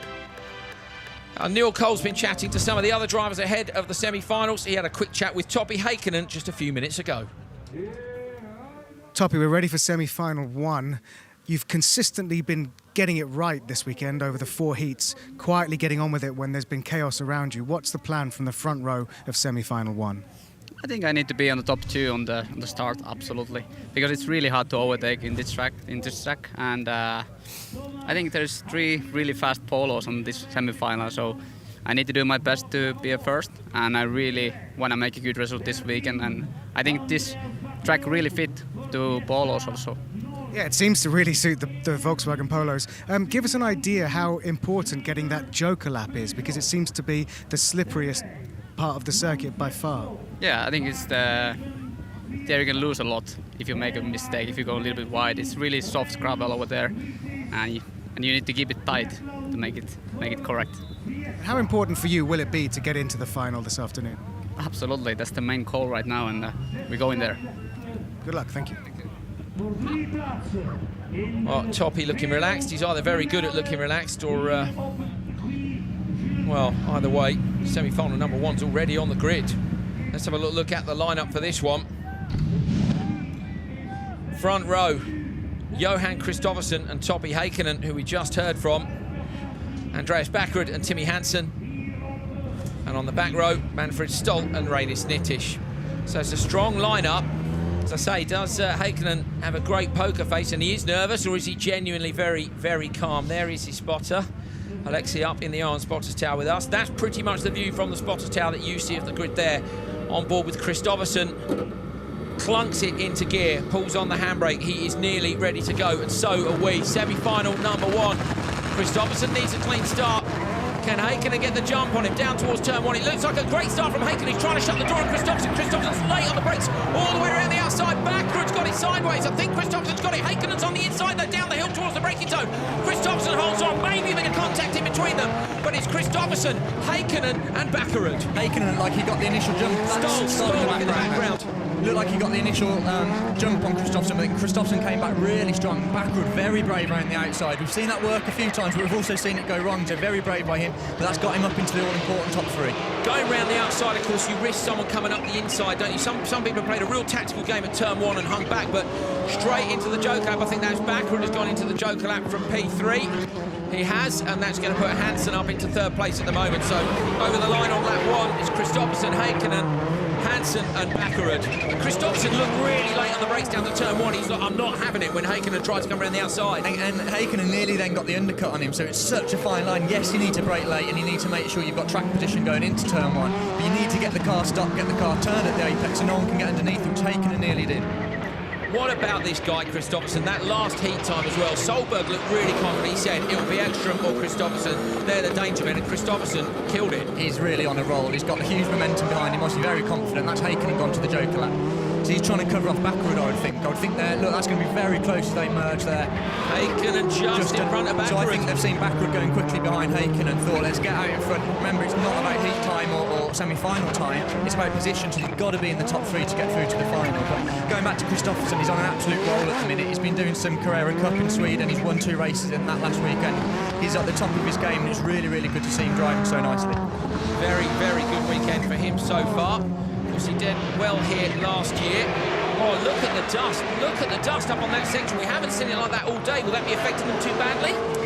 Yeah, it's not the best, you know, it does cut down visibility, but these guys know exactly where they're going, so it looks worse on TV than it does, unless you're right behind him. You know, Timmy's got a couple of seconds of a gap, so that won't be causing him much of an issue, I wouldn't think. Picking a braking point will be interesting for those guys coming up to the Joker lap, of course, because on the inside the dust is being fired up. Great lap time by Timmy Hansen. Timmy's going very, very quickly, 39.3, which I think equals the best lap time. Kristofferson slowed out of there then. Is there a problem for Kristofferson? Oh, yeah, Kristofferson! Oh no! Left front puncture. Kristofferson's got a puncture, and that's surely game over for him. Kristofferson from that really strong position at the front has dropped all the way down to 4th place, missed the braking point. Hansen now leads this one, but he hasn't done his Joker lap. Look at Heikkinen. You know, that early Joker paid off for him because he's gapped Bakkerud a little bit, but he's in the driving seat now, gutting for Kristofferson. He had the pace to win that, and that was, yeah, it's a left front. Might be suspension actually, yeah. I think the wheel's hanging off. Either that or the carcass of the tyre is off the rim, but either way, Kristofferson from 1st place, just as we were teeing it up. Commentator's curse, I'm afraid. Hansen's got one. Hansen's got left front puncture. Hansen puncture as well. Heikkinen on the inside of Hansen, so Heikkinen has taken Hansen. Hansen's still got to do his Joker lap. Heikkinen's gone past him. How's Hansen managed to hold Bakkerud off with only 3 tyres? Gets he turned into the gravel section. Bakkerud won't know he's got a puncture here. He's all over the back of him. If I was Hansen now, I'd Joker now. I'd go to the Joker, get it done, and then see if he can hold off Nittish, who's coming back and say, no, he's not going to have enough. So back into the Joker lap, Timmy Hansen goes. Nittish has gone up the inside. That's a great result then for the Ford MSE team. Bakkerud and Nittish have both gone through. Heikkinen looks like he's going to go through. Heikkinen, the winner here last year, wouldn't necessarily have had my money on him this weekend, but he just seems to have been getting the job done in the background. Well, I think Neil hit the nail on the head in his interview. He's quietly been getting on with it. And, you know, you look at the timesheets after the classification after Heat 4, and he's qualified first, but he's quietly got on with it and been quick all weekend. So it's a great shame then for Kristofferson, but Heikkinen in the polo from Markland Motorsport rather than VW Team Sweden is going to take semi-final number 1. He just has the left-hander to go. Heikkinen on the gas and pulling gears. He's going to be the first man to qualify for the final here in Belgium. Takes the checker flag. Behind him, Bakkerud and Nittish go through. Both the Ford MSE drivers have made the cut as well. Hansen with a puncture goes out at this point. It's the first time he hasn't made the final this year. And Kristofferson, a great shame. Can't help but feel sorry for Kristofferson. He's been super strong all weekend. If you had to put money on anyone, I'd have put it on him. And unfortunately, he's not going to make it through to the final. Stoll, where did Stoll end up? Looks like Stoll has retired. He's only done 4 laps, so Stoll has disappeared at some point during the final. But Kristofferson, we've seen him pumping fists, Sandra, in this shot all day long. And unfortunately, he hasn't made it to the final. Let's have a look at the results from semi-final number 1. Okay, we'll have a look at those shortly. Fantastic crowd here at Mettet, round 3. Instead, we'll have a look at the replays from this one. Let's see if we can see maybe where Kristofferson picked that puncture up. You can see Kristofferson right, look, he just gets it stopped on it, Bakkerud all the way around the outside. Heikkinen looking at the inside here, but Kristofferson covers it enough. That was Stoll getting, I don't know if there was contact with him and Rainy Snittis. He ends up in the wall. You can't see anything yet. Hansen was going very quickly, you know, he's setting very quick lap times there. I would have thought he would have been through to the final as well. So there's 2 guys there that on pace deserve to go through. This is Timmy's puncture. Tyre's gone already, hasn't it? Tyre's gone already. Heikkinen's right up behind him. So that was game over for him, and I think that was after Kristofferson, so we didn't see where it happened. Was it the same side? I can't remember which side of the car it was. So, you know, have they both hit the same thing out on the track, or is it just luck? We have seen a few punctures here, and Timmy himself said you can't cut the curves too much. Sharp edge on the back. Who knows? We'll find out later. Well, Neil Colt is, I think, up in the Iron Spotters Tower, and he'll have grabbed one of the teams, and we'll get a bit further info from them. Not only very quick, but a very smart drive there by Toppy. Brilliant to get through into the final. Yeah, of course. That was the result we came to look from this semi-final, and I think the tactic went really good. Joker lap was just in the right time, and Toppy had really good pace in the semi-final. So now we start to the final from the pole, so that is really good place to be. And now we just aim for the fin. And the great thing was that the pressure that he put on Hansen and Kristofferson meant that they made mistakes. Yeah, they made mistakes also. We had lucky in there that they was dropping out from our way, but that's the rallycross. Thank you. You win some, you lose some. Didn't find out where the punctures were.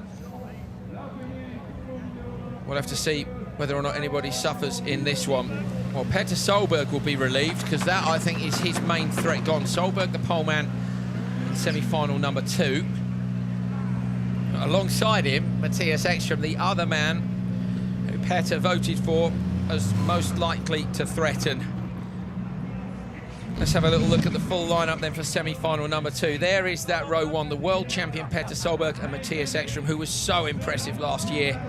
PG Anderson on row 2 with Davy Genet. And on the back row, Anton Markland and Tord Linnerud. 2 quality semi-final lineups here. Absolutely. On this one, I'm keeping my eye on Linnerud at the back of the grid. He said to Neil he was going to try and go all the way around the outside with a bit of handbrake, so that'll be worth a watch, won't it? Yeah, definitely. We saw Petter do that. Practice this morning, Petter was lined up in slot 5 on the grid. He came down, didn't he, on his first practice lap, turned it in, pulled the handbrake and just pulled the most lurid slide through turn 1. It was mega. But I think he was practicing having to start on the outside, because his next heat, the first heat he had today, was starting from the outside, so it's a good switched on thing, rather than just doing your practice start and launching from where they tell you. Actually, no, I want to go there. That's where I'm starting my next heat. I want to see what approach I need to take into turn 1, what my braking point is, do I need some handbrake, how I can try and get the, starting on the outside, it's not the best, so you've got to try and make the best of the situation. We have seen people at the back be smart, watch what's going on, see who's made mistakes in front of them, and then bag a result down into turn 1. There's Ekström on board. There we are, a couple of little fleets on the steering wheel. There we go, pushes the button, ready for the launch control, holds the revs, we're good to go for this one. Solberg's jumped the start! Solberg's jumped the start! Oh dear, Petter, no! There's Per Espen locking up in the spotters tower. He's disappointed. Well, that has just thrown it wide open. Petter Solberg is going to have to do 2 joker laps. Can he make it with 2 joker laps? You can't put it past him, but it means he's up against it. Here you go, look on the replay. You can see the ready to race board will go up above the Monster logo on the right. The guy puts it up there, look, so you're waiting for the green lights and he launches too early. So has he gambled there? What's the deal? I don't know. We know Petter gambled on it a few times, didn't we? I think that was too soon of a gamble. It could be a clutch problem, could be something like that. I still think he can get through into the top 3 with 2 joker laps, but it's put the emphasis. He needs an even better start now. He needs to get into clear air and get his head down. Solberg on the inside then. Needs to not mess this one up. Ready to race boards up, lights are on, and this time it's a clean getaway. Good start by PG Anderson behind, but they've shut the door in front of him. Ekström's alongside Solberg. You're on board with Ekström now. Linnerud does as he said he would. He goes on the handbrake, but it's all gone wrong. On board with Ekström down the hill. PG Anderson sneaks up the inside. Markland is in now as rear gunner, and he can protect Ekström in front of him, but it's Solberg that leads. Well, Linnerud's true to his word, isn't he? I think he carried a bit too much speed in there. Ekström got a very good start, very equal with Solberg, but PG Anderson filled the gap, so Ekström couldn't. He had to try and sit around the outside, but there's no way he could cut back in behind Solberg. As you said, I wonder when Solberg's is he going to save it to the last 2 laps? Is he going to try and get his head down? Because if he jokered now, he's going to come into some traffic, so I think he'll get his head down, try and build up the gas, and do it on the last 2 laps. So Andrew Jordan taking a little bet on what Petter Solberg's going to have to do. He'll be very, very disappointed with that. Look at the way he's driving. He's on a massive, massive push on board with Ekström, over the jump, down the hill. and then into the right hand. We've seen a few people get that wrong. Up and over the curbs. The curbs here, we've said it already this weekend, but they've made such a difference to the speed of the track there. And to me, it's really made this place flow. It's made it so much more exciting. I think this is when it's Petter is the best guy to watch when he's like this. His back's to the wall. He's got to, he's got to perform. And we've seen how quick he is, but look at it. It's like he steps it up another gear.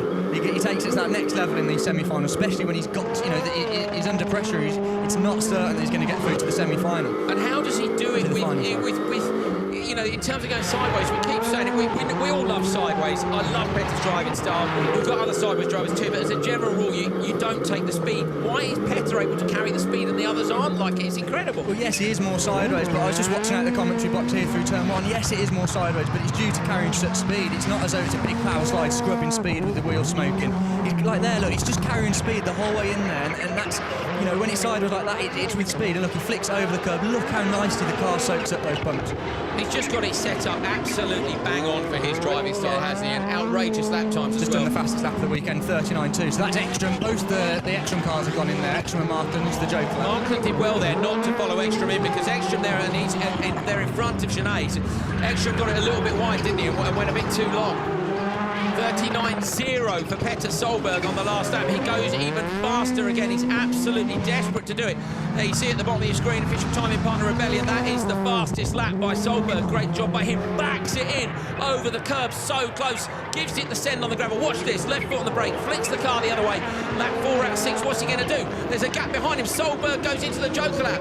And PG's gone in with him. So PG's gone in with him. PG Anderson's too wide. They're both out wide in the dirt. Just somehow they hold on, the two rally boys. Sideways. Will it be to victory, though? In third place, Ekstrom coming over the line. 2:44.47 is Solberg's time on that lap. I think he's got just enough. He's got about 3 seconds to Ekstrom. So he needs to keep pushing this lap, obviously, keep doing what he's been doing. He's been mightily quick. We've seen it's about 2.5 seconds to clear it, so I think he's just going to do it. PG behind him and Ekstrom. They've all jokered. Petter's got the one still to go. I'm going to go back on what I said. Again. Sorry, Ekstrom's going to come through in second, so it's to Markland. He's definitely got enough to come through in third. So he's got to get it through in front of Markland. So Solberg might be able to rescue it. He's got 1 lap to go. He's got 1 lap to go. Solberg decides not to go on this one. Up towards the start-finish line. Let's have a look at the timing screens as he crosses over the line to see how quick that one was. His best of 39.0. His last is a 39.1. Solberg is on an absolute mission. But he's been so consistent with it, isn't he? The last 4 laps have all been within a tenth or 2. His car looks like he's improving at every event. Yes, we've seen it super soft before, smoking the tyres, and it is a little bit there. But he looks so drivable. He looks like he's so comfortable with it. Look there, it looks like he's really progressive, not snapping, but it doesn't look over soft. We've seen it before, and everyone said, "Oh, Solberg has his car so differently." Yes, he does, but it's really working for him. Solberg into the joker lap. Then he takes his second joker lap. The penalty for the jump start. Oh, he's run a little bit wide. I don't think it's going to matter. He's not going to go through in first. He might even make it through in second at this rate. PG Anderson's going to take it. Solberg goes through in second with 2 joker laps. He pipped Ekstrom. Incredible performance from the world champion. That is why he's a world champion. That's why he's a double discipline world champion. That was a display of masterful car control against some of the best drivers in the World Rallycross Championship. Solberg makes it through to the final and not even on the back row. An incredible performance. Let's have a look at the results then to confirm it. PG Anderson takes it, front row for him. Solberg goes through in second and Matthias Ekstrom in third. Markland, Genet and Linnerud are out. That was an incredible performance. Neil Cole is in the Iron Spotters Tower and he's with Petter Solberg's team. What an incredible story. A jump start, has to joker twice, still is pushing for the win at the end. What a drive. Yeah, it didn't really make it any easier, if you know what I mean. But yeah, you have to make the best out of the situation. And yeah, he kept a little bit calm for the first couple of laps to save the tires. And then I told him to attack flat out. And he did 1 joker, so we went behind PG. Or he went behind us. And he gained a second and a half, so it was 2.5 seconds in front, and he needed approximately 3 seconds. So a little bit wide in the joker, but for sure to be second in the semi-final with 2 jokers, it's yeah, that's good. We are very happy. I don't believe that he was calm at all in the car. Oh, I think it was the temperature was very high in the car, so but he was just shouting in the radio now. So very happy to go through to the final now. So we will push maximum to win that also. Well done, thank you. Thank you. An incredible drive by the world champion, and we'll see some replays of that now. So the jump start the first time round. This was Solberg start the second time round. Anderson's behind them. Ekstrom can't slot in. He can't slot in. PG Anderson's there. It was a very equal start, actually, and Ekstrom there can get slotted in. Look at Linerud. He said he was going to try it around the outside, get a bit too much speed in, but from the back, you've got to give it a go. Laws of physics can't be defied, I'm afraid. To me, though, Solberg was an absolute joy to watch there. You know, we've now seen what he's really got this weekend, and he's going to be tough to beat in the final, I think, even starting from where he is. You wonder, don't you, if he's just... He's not a 99% guy, but somehow he's just, as you say, he's got that extra gear. I mean, it's unbelievable. I can't believe he went through in second place and gets Ekstrom again. It's almost like Germany last year, the gap between those two.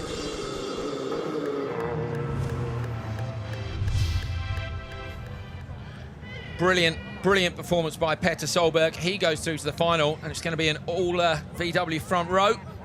See Heikkinen lining up with Anderson alongside him.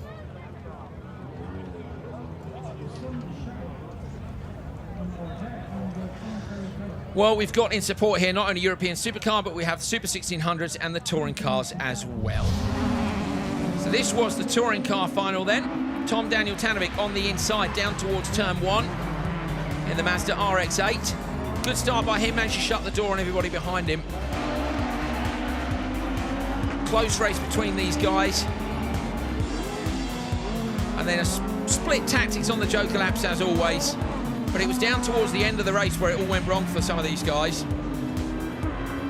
You'll see it, contact in the Joker lap on the final lap between the top two. This was earlier on in the race. Tight line, almost managed to get alongside here, but it didn't happen. And then up into the Joker lap. This was the final lap. And it was sideways, I think, from Tom Daniel Tanovic. If it's where I think it is, there it is. And then in, and there was nowhere to go. And in fact, there was a 5-second penalty there for driving through the barriers, which was a little bit harsh, but there you go. A great final, entertaining the crowd. You can hear them going mad in the background. This was the result. It was Magnussen who rolled it on day 1 and managed to make it to the win on day 2. Bratton, Lohner, Tanovic, Nordgaard and Gabrielsen. Super 1600s, this was a great fight. Yanis Baumanis at the front, alongside him Timo Shigabutinov in the orange Clio. So both cars run by Set Promotion. Shigabutinov right behind Baumanis, Dubourg sitting in behind them, and then Miss Julia, orange Fabia from last year, white, red and blue one this year. But watch the front two, they were so close together. Fantastic fight between them, and then unfortunately we started to hear a rather nasty noise from the car of the Russian driver Shigabutinov, and that would be the end of his challenge. He was still in the mix here.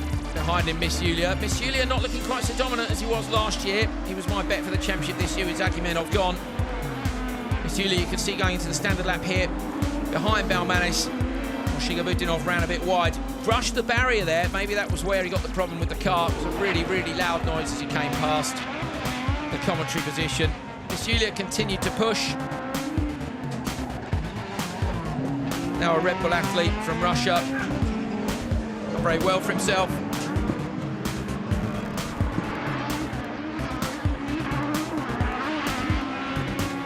Miss Julia coming around the outside of the Joker lap. And up the inside was Yanis Baumanis. Yanis Baumanis held on for the win, ahead of Miss Julia.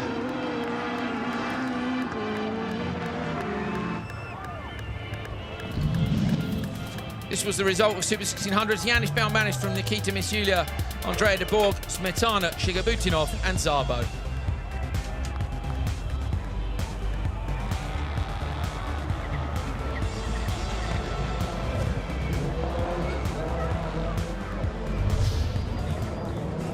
Well, let's have a look at the European Supercar final now, which is underway.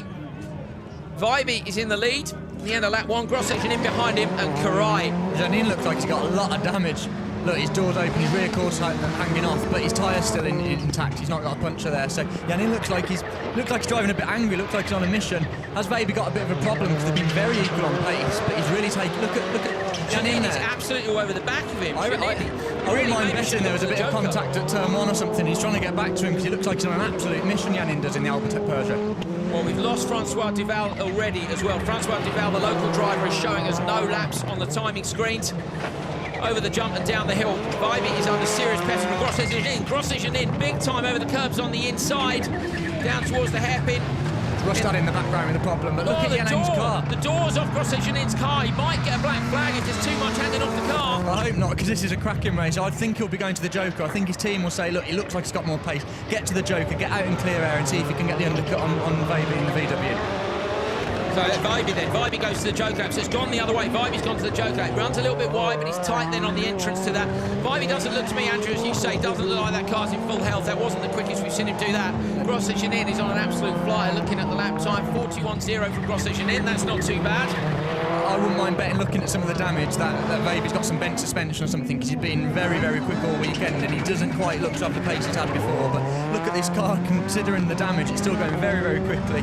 Rustad setting very quick lap times, but he's obviously had some problems also. I can see a yellow flag, it's obviously where Duvall went off, whether there was contact there, and that's ended with him in the gravel. Duvall looks like look, there's a yellow flag waving basically at the bottom of the hill. Oh, there's Duvall. So Duvall is parked up, so that's someone else. Duvall is parked up at the top. Holter. Frodo Holter looks to have disappeared. Duvall's parked up at the Joker lap. Grosjean in, the very second-hand looking Alpetech Peugeot. We'll have to get that repaired quickly, because that's going to be back out next weekend at World RX in the UK. Rustad, we think it's Rustad at the bottom of the hill who stopped. That's why the yellow flags are out. So Rustad somewhere in the background here. There it is. Rustad's car's parked up down in the chicane. Yeah, he didn't set a very quick lap time. He set his best lap time of the weekend. I would think now that the guys will be on the radio, look, no risk, they can see the damage on the car, there'll be bodywork rubbing on the tyre, on the right rear tyre. He just needs to keep it neat and tidy. He's got a big, he's got over 10 seconds of a gap at the minute. He just needs, they've got him in the Joker, now he just needs to hit his markers, drive nice, neat, tidy, don't use too much curb, don't ask too much of the car. It looks, it's in a fragile state at the minute, so he really needs to look after that. But, all being well, he's on course for a win here, going on to the last lap. 2 laps to go, 1 lap to go, sorry. He's taken his Joker lap already. Great drive by Grosjean. Alpetech will be very pleased with this. It's only superficial damage. These cars just have the thinnest skin on the outside. And there's a full FIA spec roll cage in there. You couldn't be in a safer car. When they look like this, it looks like, oh wow, everything's fallen off. No, all the structural stuff's inside, and these are just fiberglass or carbon fibre panels. So you could strip all of these off, and the car would still wouldn't be as aerodynamic, but it would still do the same sort of job. Grosjean in then around the last left-hander. It's the first round of the European Rallycross Championship for Supercars for this season. Grosjean in's going to take it for Alpetech Racing. Great result for him. A lot of people are giving him the nod as the favourite. Vaby was looking dangerous, but something happened in this one to mean that he wasn't going to make it. Vaby crosses the line. There at the bottom of the hill is Rustad. There's a wheel off Rustad's car.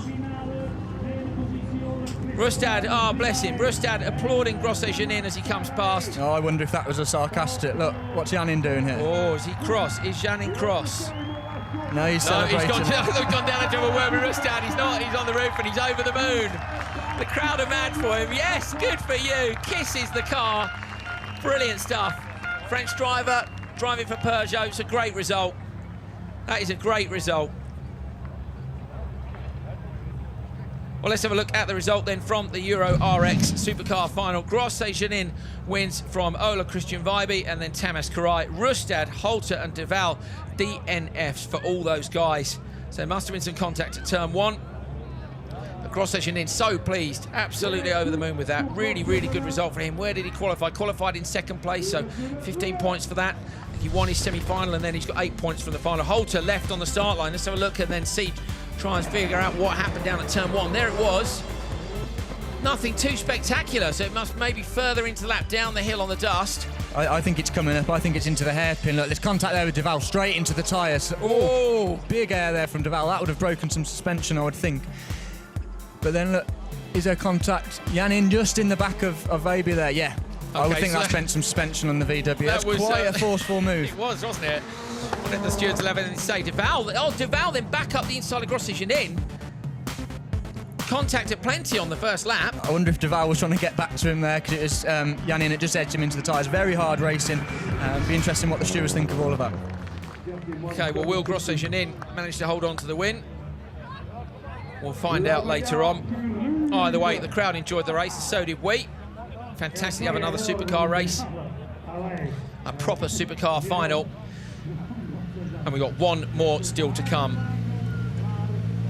Topi Heikkinen on the front row. He won here last year. He was our 6th different winner in 6 events last season. took us to round 7 to get a repeat winner. And the only person who can do a repeat win here now, of course, is Solberg, because Kristofferson is out. Kristofferson won the first round in Portugal, Solberg the second round at Hockenheim just 2 weeks ago. And there is PG Anderson. So signed this year, of course, for the team. And we were saying, you know, he's done a great performance. In some ways, put the pressure on Häkkinen. Well, now the pressure's really on. I wonder if they've had a talk. I wonder if they've had a team talk or anything like that, because, you know, the last person you want to hit is your teammate. But we've seen how tough turn 1 can be here. And how tough Anderson can be. Anderson can be really, really tough. He's quite a hard driver. Well, while we look at the World RX grid, Neil Cole has managed to catch up with Jérôme Grosset-Jeannin, who won the European Rallycross Championship final for Supercars. Jérôme, congratulations. You are the first winner in the European Rallycross Championship this year. Quite a dramatic race as well. Yes, it was very difficult. The semi-final was already very hard, and it was a really tight race. I had the door open, a lot of dust in the car, so it was really very difficult to drive, but I'm very happy because the team has done an amazing job all weekend to have the car in the good way, and it's the victory of a winter of work and for all the team. Great job by Albertech, great job by you, but there was a bit of contact. What's the feeling with the other drivers? Do you think it was all fair and square? It's rallycross, you know. When you are in the heat, the goal is the target is the time. When you are in the final, the target is the place. So each time, everyone wants to make his place, his own place. So it's difficult. Sometimes it's for me, sometimes it's for them. But it's a sport which is like this. Superb, merci. Thank you. Solberg on row 2. I'm amazed he's made the final. I think Solberg's amazed he's made the final. When he did that jump start, Andrew, his heart must have sunk. Yeah, he looks very relaxed, doesn't he? You know, I still think he's on. You know, he could challenge for the win. Well, he certainly challenged for it. I still think starting there, if he can get into clear air, we've seen, you know, when it's in traffic, it's harder for him to stretch his legs and get the performance that we've just seen when he was out in clear air in the front. So, you know, he's on a bit of a mission. He's signalled his intent what he was doing in that semi-final. Ekstrom going up to him there, having a bit of a chat. I wonder what they're saying there. Well, it's always a little bit of... ask you which side I'm standing on. A bit of pressure, isn't it, between the drivers, a bit of psychological stuff. Well, I could see Neil Cole was down there trying to grab Pet up just before he gets in the car, and he's managed to do so. So we're going to get a chance to hear from the world champion, maybe find out what he thought when he did that jump start. Petter, I don't think I've ever seen anything quite like that. First of all, talk us through the jump start. What went through your mind? Honestly, you know, I seen they have done exactly the same thing all the time. Every start, not now. So I basically I did a mistake, and that's it, you know. And I got 2 joker laps, and I know I can go faster than I always have done, you know, in the race on the heats. So I went for a big attack and close to winning. And my fault. I chanced too much, and I was stupid, you know. And yeah. It's very impressive. I'm very happy to be here. I can drive more. You know, I want to drive more. Good luck in the final. Thanks. Solberg gambled. Solberg gambled. Looked a bit like a naughty schoolboy. He's been caught out trying to guess the lights, hasn't he? Well, yeah, what he said's interesting, Andrew, that he's been watching the lights and they've been the same every single time. Now, Bakkerud did that a couple of years ago at Loiac. He figured out, or he could see the guy pressing the button, couldn't he? And Bakkerud got these amazing starts and then admitted afterwards he kind of had a little bit of an idea. Petter's been gambling on that in some places. He did it here, didn't work out. I don't think he'll do it again, though, will he? No, he won't. You know, he's been very lucky to get to where he does. He looks very relaxed now, doesn't he? I think he's surprised at the pace he had and that he's got through to the final. Great job by him. Yeah, look forward to seeing it. Neil's down on the grid. He's now managed to grab PG Anderson. At the beginning of the weekend, PG, did you think you'd be on the front row of the final here in Belgium? That's always the plan, but you never know when it's 40 other cars. It's very different. And but I felt that the speed has been there the whole weekend, and I haven't been able to be consistent through the whole heats, but I always done a very good single lap time in each time, so I know that the speed is there. So, but to be first, it's pretty good. And you've got your teammate alongside you, which makes it difficult with a turn 1 like this. Maybe for him, not for me. Thank you very much. Thank you. Well, could this be PG Anderson then? being very, very bullish about turn 1, Andrew. Maybe for him, not for me. What do you think if your teammate said that? I mean, he won't know, clearly, but, you know. If they have had a team chat, he might not have listened to what was said. He's not really bothered, is he? And absolutely as cool as a cucumber, to be fair. You've got to remember, though, that, you know, PG's going to go for his first win in a Rallycross Supercar. Toppy wants to get his first one of the year, so the team picture goes out the window a little bit when those lights go out. Well, Neil Cole is still down on the grid, and he's managed to grab one more of the drivers ahead of the final. Andreas, the lights are going to go green very shortly for the final.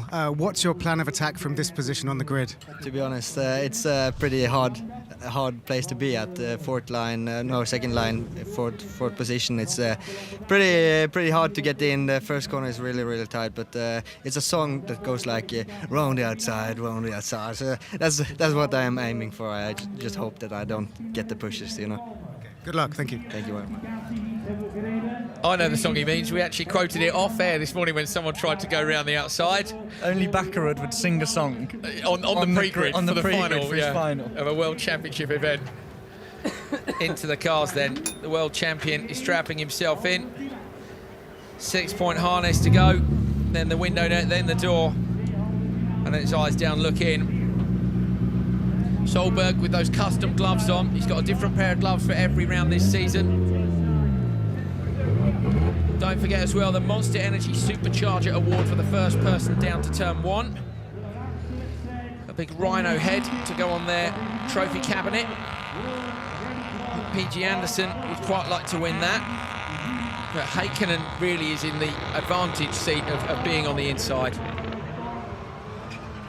One quick little tyre clean, stroke tyre warm before they go. And then lining it up just as tight as they can to that jump start sensor. Let's have a full look at the grid for round 3 of the FIA World Rallycross Championship. Teammates on the front row, Toppy Heikkinen and PG Anderson. Row 2, 2 Norwegians on their national day, Petter Solberg on the inside, Andreas Bakkerud on the outside. And at the back of the grid, Mattias Ekström and Reinis Nittisch. Can't rule out Nittisch or Ekström from the back simply because the first corner here can be so carnage and they have that one advantage of being at the back, seeing what's going to happen. There are other tracks where you're never going to make it, but here, with that run down the hill and the contact we've seen, there's a chance, isn't there? Absolutely. You know, they're in the position, as you've said, that they can sit back a little bit. They've got to try and get to the inside or do their risk going around the outside. I think Bakkerud would probably have a punt at that. You know, he's starting on the second row.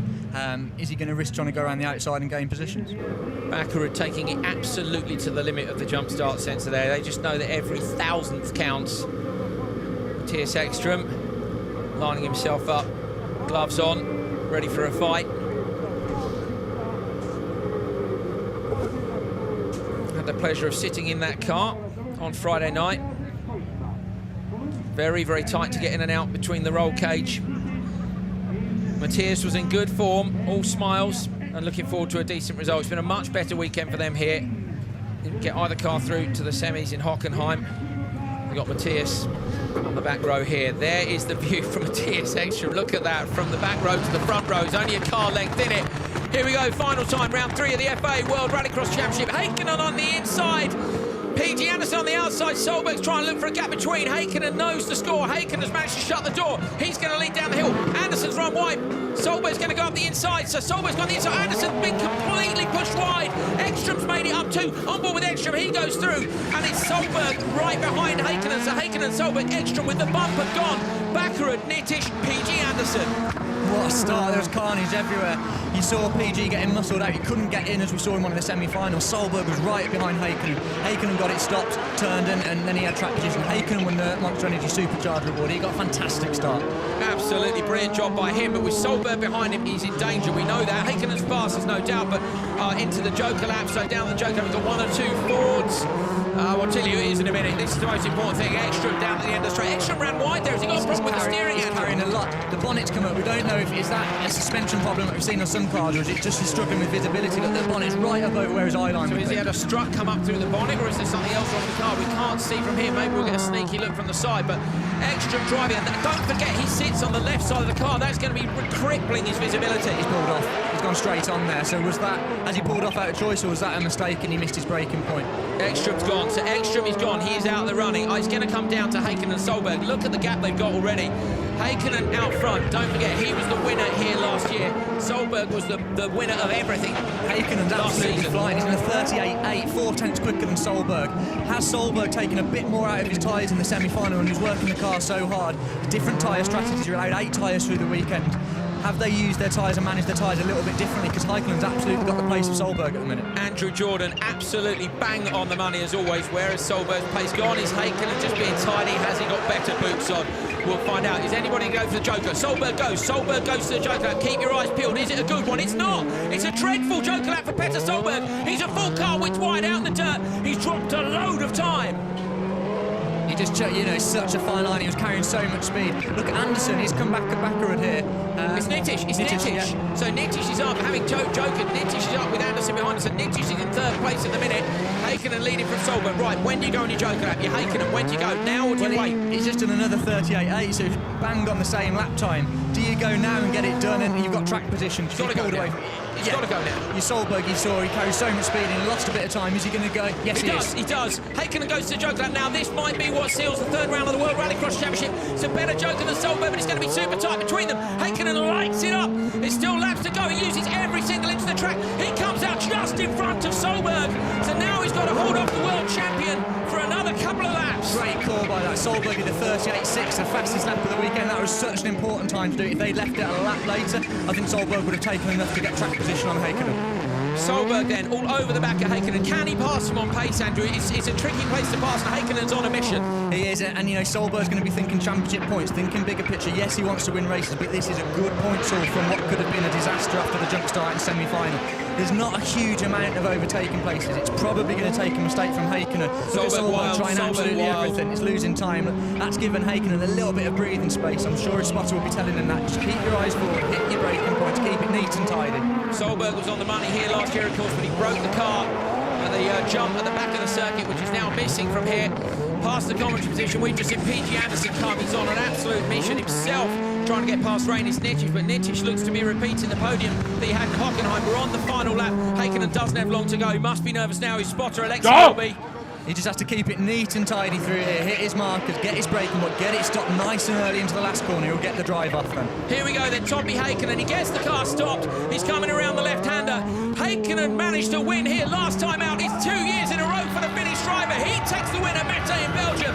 Solberg recovers from that jump start, and Häkkinen heads straight down to the point he did the donuts last year. He chucks the car into a circle in front of the Arn Spotters Tower. Solberg too. The crowd have gone mad. Nittish held on for third. A brilliant final, brilliant semi-finals, a fantastic event for round 3 of the World Rallycross Championship, and it's Häkkinen who takes the win. What a great race. Neil Cole is up in Spotters Town now, and he is with Alexei, Toppy spotter. That was an amazing job. Is it true that he got a puncture? Alexei not ready. Yeah, he got a puncture in the last lap, so... What were you saying to him to keep his head in focus? I was just trying to calm him down and say that, okay, we have enough space for Petter, so just do your own thing and, you know, push as hard as you can, but without mistakes, and it seemed to work. The car was great, but what a great drive by Toppy. Yeah, it was brilliant job. You know, our Volkswagen Polo really likes this track, and also our driver Toppy really likes this track, and what an amazing race. What does it mean for the team to get this victory? Okay, you know, it was all on everything, you know, being the top. We were struggling a little bit in Hockenheim and also in Portugal, so it's, you know, totally new end or totally new start for the team, and now we go for the next race. Thank you, well done. All smiles up in the Spotters Tower. That was absolutely brilliant. Häkkinen pushed when he needed to, Joker when he needed to, and he takes the win. Häkkinen, for 2 years in a row at Mettet in Belgium, is on the top step of the podium. Great drive by him. Petter Solberg takes second place. Rainis Nittish in third. Anderson fourth. Backward in fifth. And Ekstrom, unfortunately, with that DNF. Well, we can have a little look back at some replays from that one as well. So let's have a look at the fantastic action from the final round 3 of the World Rallycross Championship. It was all about the start, wasn't it? Häkkinen, perfect start. PG Anderson gets held out wide, and look, he just couldn't get it turned, and then that opens the door for a few cars. On board with Ekstrom. Solberg keeps it neat and tidy, gets at the inside. And let's have a look. Did he get edged into the right? Yeah, that's where Ekstrom's front end went. It ripped the whole front end off. I would think bent some suspension or broke something. Bumper certainly gone missing at that point. And then we know some damage to the car as well. This was Solberg. Petter's joke. Look, he just carries a bit too much speed in. All the thick dirt hurts his traction. That then hurts his drive off onto the main straight. Let's see if we can see. I think Toppy got a right front puncher looking at the car when it was finished after the flag. So I'm sure it would have been pretty tense in that car. He's obviously been on the radio to his spotter saying he's got a puncher. And turning into this last corner too with a right front puncture would have been a nightmare if the front tyre's going down. But a brilliant job, despite a tyre that was deflating. Took the win for the second year in a row. Absolutely brilliant. Down past the spotter's tower. This is where we're stood. And straight into the donuts. It's a carbon copy of last year, and it's an absolutely brilliant result. Solberg with the donuts too. He knows he maybe shouldn't have been on the podium today after that naughty jump start in the semi-finals. Great stuff. Timoš Janov is down there to congratulate his teammate Nitish on another podium. Good result for them too. But Toppy Häkkinen is the man for round 3.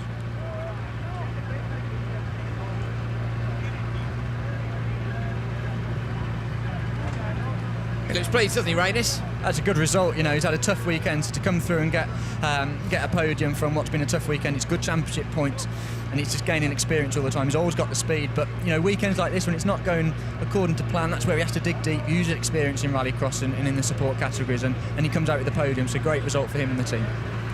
Yeah, he's looking good championship-wise, isn't he? And we're going to have a look at the onboard of Mattias Ekstrom from the start. So this might give us a few more clues. Here's Ekstrom. Look at that. That's the whole of the final out in front of you on the grid. Ekstrom coming down towards turn 1. Does Anderson get pushed wide by Häkkinen, or just is he in too quick? Yeah, I think Häkkinen probably maybe just delays his turning a little bit, just so he can, you know, he's in control then. It then puts Anderson under a bit of threat from behind, which it did, gave Häkkinen a little bit of clear space. This is on board with Ekstrom, obviously. He's hit the tyre, so he's got a lot of damage. We didn't actually see what caused, this is him pulling off here, so we didn't actually see what's caused the problem for him to slow down, whether it was visibility or something was broken on the car. So shame for Ekstrom, but he'll be back. Decided to pull off to the side of the track in the end. We can see the start again from the outside now. Down towards turn 1 then. Solberg with a great start, but gets the door shut on him really by Häkkinen, who moves out. Let's have a look at the right-hand car, the Polo. I don't think he did anything to Anderson there. No. He was just concentrating on himself, getting the car stopped, getting it turned. Anderson received a little tap there, didn't he, from Baccarat. Not on purpose, but just in the melee going down the hill there. Bosch out to the side. Damage already done to Ekstrom's car. I really didn't see what was going on in the background because it was so exciting what was happening at the front. What about those lap times from Toppy in the middle of the race? Great job, you know. I think he'd say himself, he's had a tough couple of weekends. He's been consistent, he's been there or thereabouts, but not had the speed that we were used to seeing from him last year. But that's, you know, that's classic Toppy. Very, very quick lap times, and celebrating there with the team and the team boss. It'll be a dead sensible night for Toppy tonight. Yeah, not known for his partying at all. I think he's deserved it though, to be fair. My city. My city, he says. My city. There you go. Good for you, Toppy. Absolutely brilliant. Brilliant. And the first person, of course, to repeat a World Championship win 2 years in a row. I'm sure there'll be more later on in the year. Oh, Solberg, actually. No, Solberg, no, because Kristofferson at Portugal, wasn't it? Crowd starting to head down towards the podium. This was round 6 last year, it's round 3 this year. We've got one more to go in this very, very heavy front end, off to Lydden Hill next week. And then it's a little bit of a rest for the teams before we get into the rest of the season.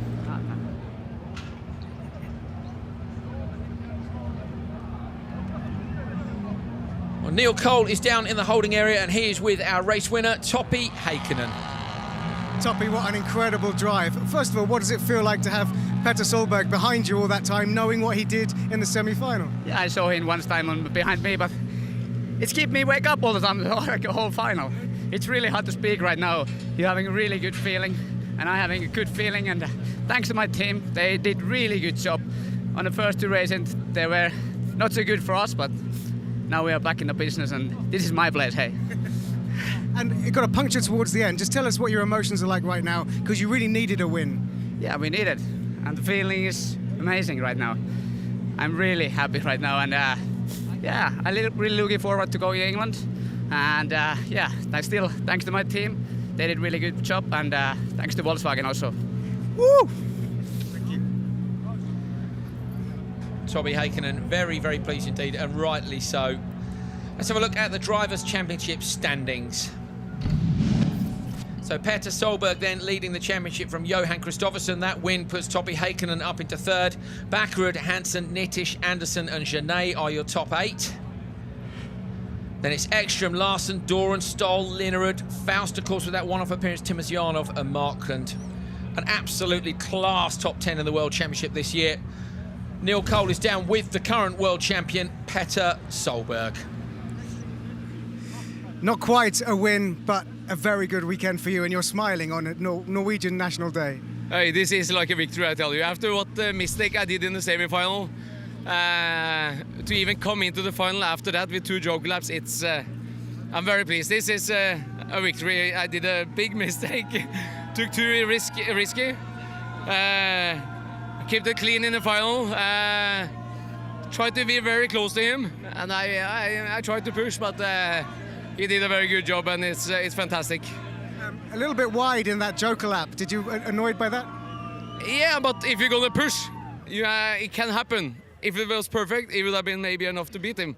But you have to go to the limit, and sometimes it's just a little bit, and that's difficult because the gravel can change a little bit from lap to lap. But doesn't matter.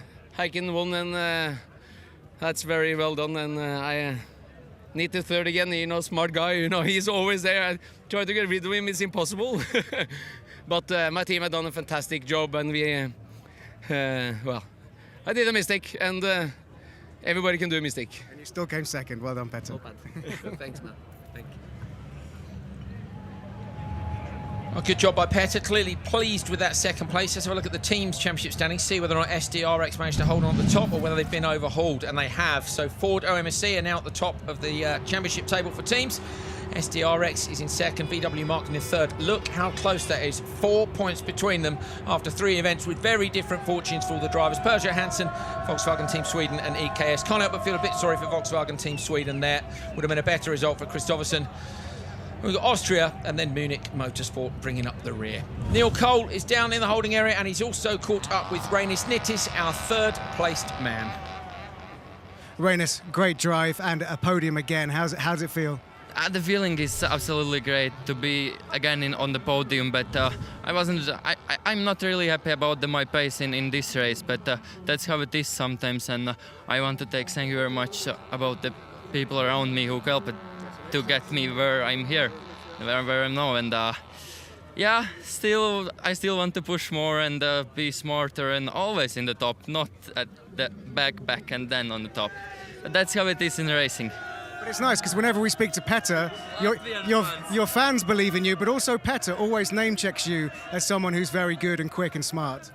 Yeah, I am. Yeah, I don't know why he is, but I am smart always, and maybe I'm not pushing over the limit, but so close to the limit or a little bit less. But yeah, I was lucky in the semi and in the final as well, and I'm here. Very happy, but we have to improve, and that's what I need. Well, you've only got a few more days till you can take that next step up in Lydden Hill. Yeah, sure. I hope that first time this year it will be dry. All 2 days, you know.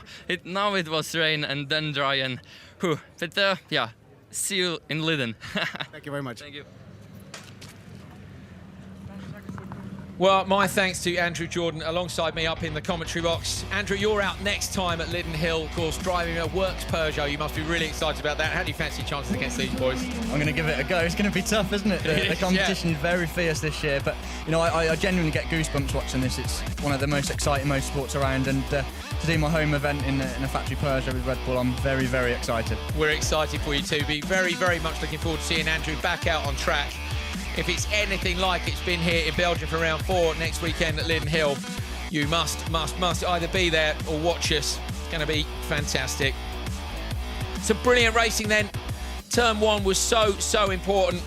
Can't help feeling that Kristofferson, you can see in the lead here, just missed out. Bakkerud and Nittisch were both doing well, made it through to the final.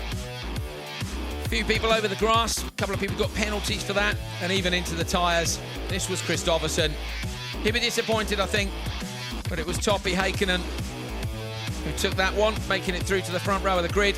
Solberg, after his naughty jump start, admitted himself he gambled on the lights and it did not pay off. He won't be doing that again. Somehow fought his way back to second, and then in the final did just the most incredible job. This was on board with Ekstrom, getting everything set up and ready to go. On board with him, not the greatest start by Ekstrom, and he paid for that, unfortunately, down at turn 1. It was Heikkinen with his teammate PG Anderson alongside him, and Solberg got through from the second row to be right up behind Topi and keep the pressure on. Topi put in some absolutely stunning laps. Matthias Ekstrom unfortunately retired. Topi's times were absolutely fantastic. Solberg took a big risk in the Joker lap. He ran a little bit wide. Did that cost him the win? Who knows? It went to Topi Heikkinen for the second year in a row. He stands on top of the car, on top of the podium, on top of the world here for round 3 of the FIA World Rallycross Championship from Mettet in Belgium. Been a great weekend. We'll see you in just a few short days from Lydden Hill in the UK.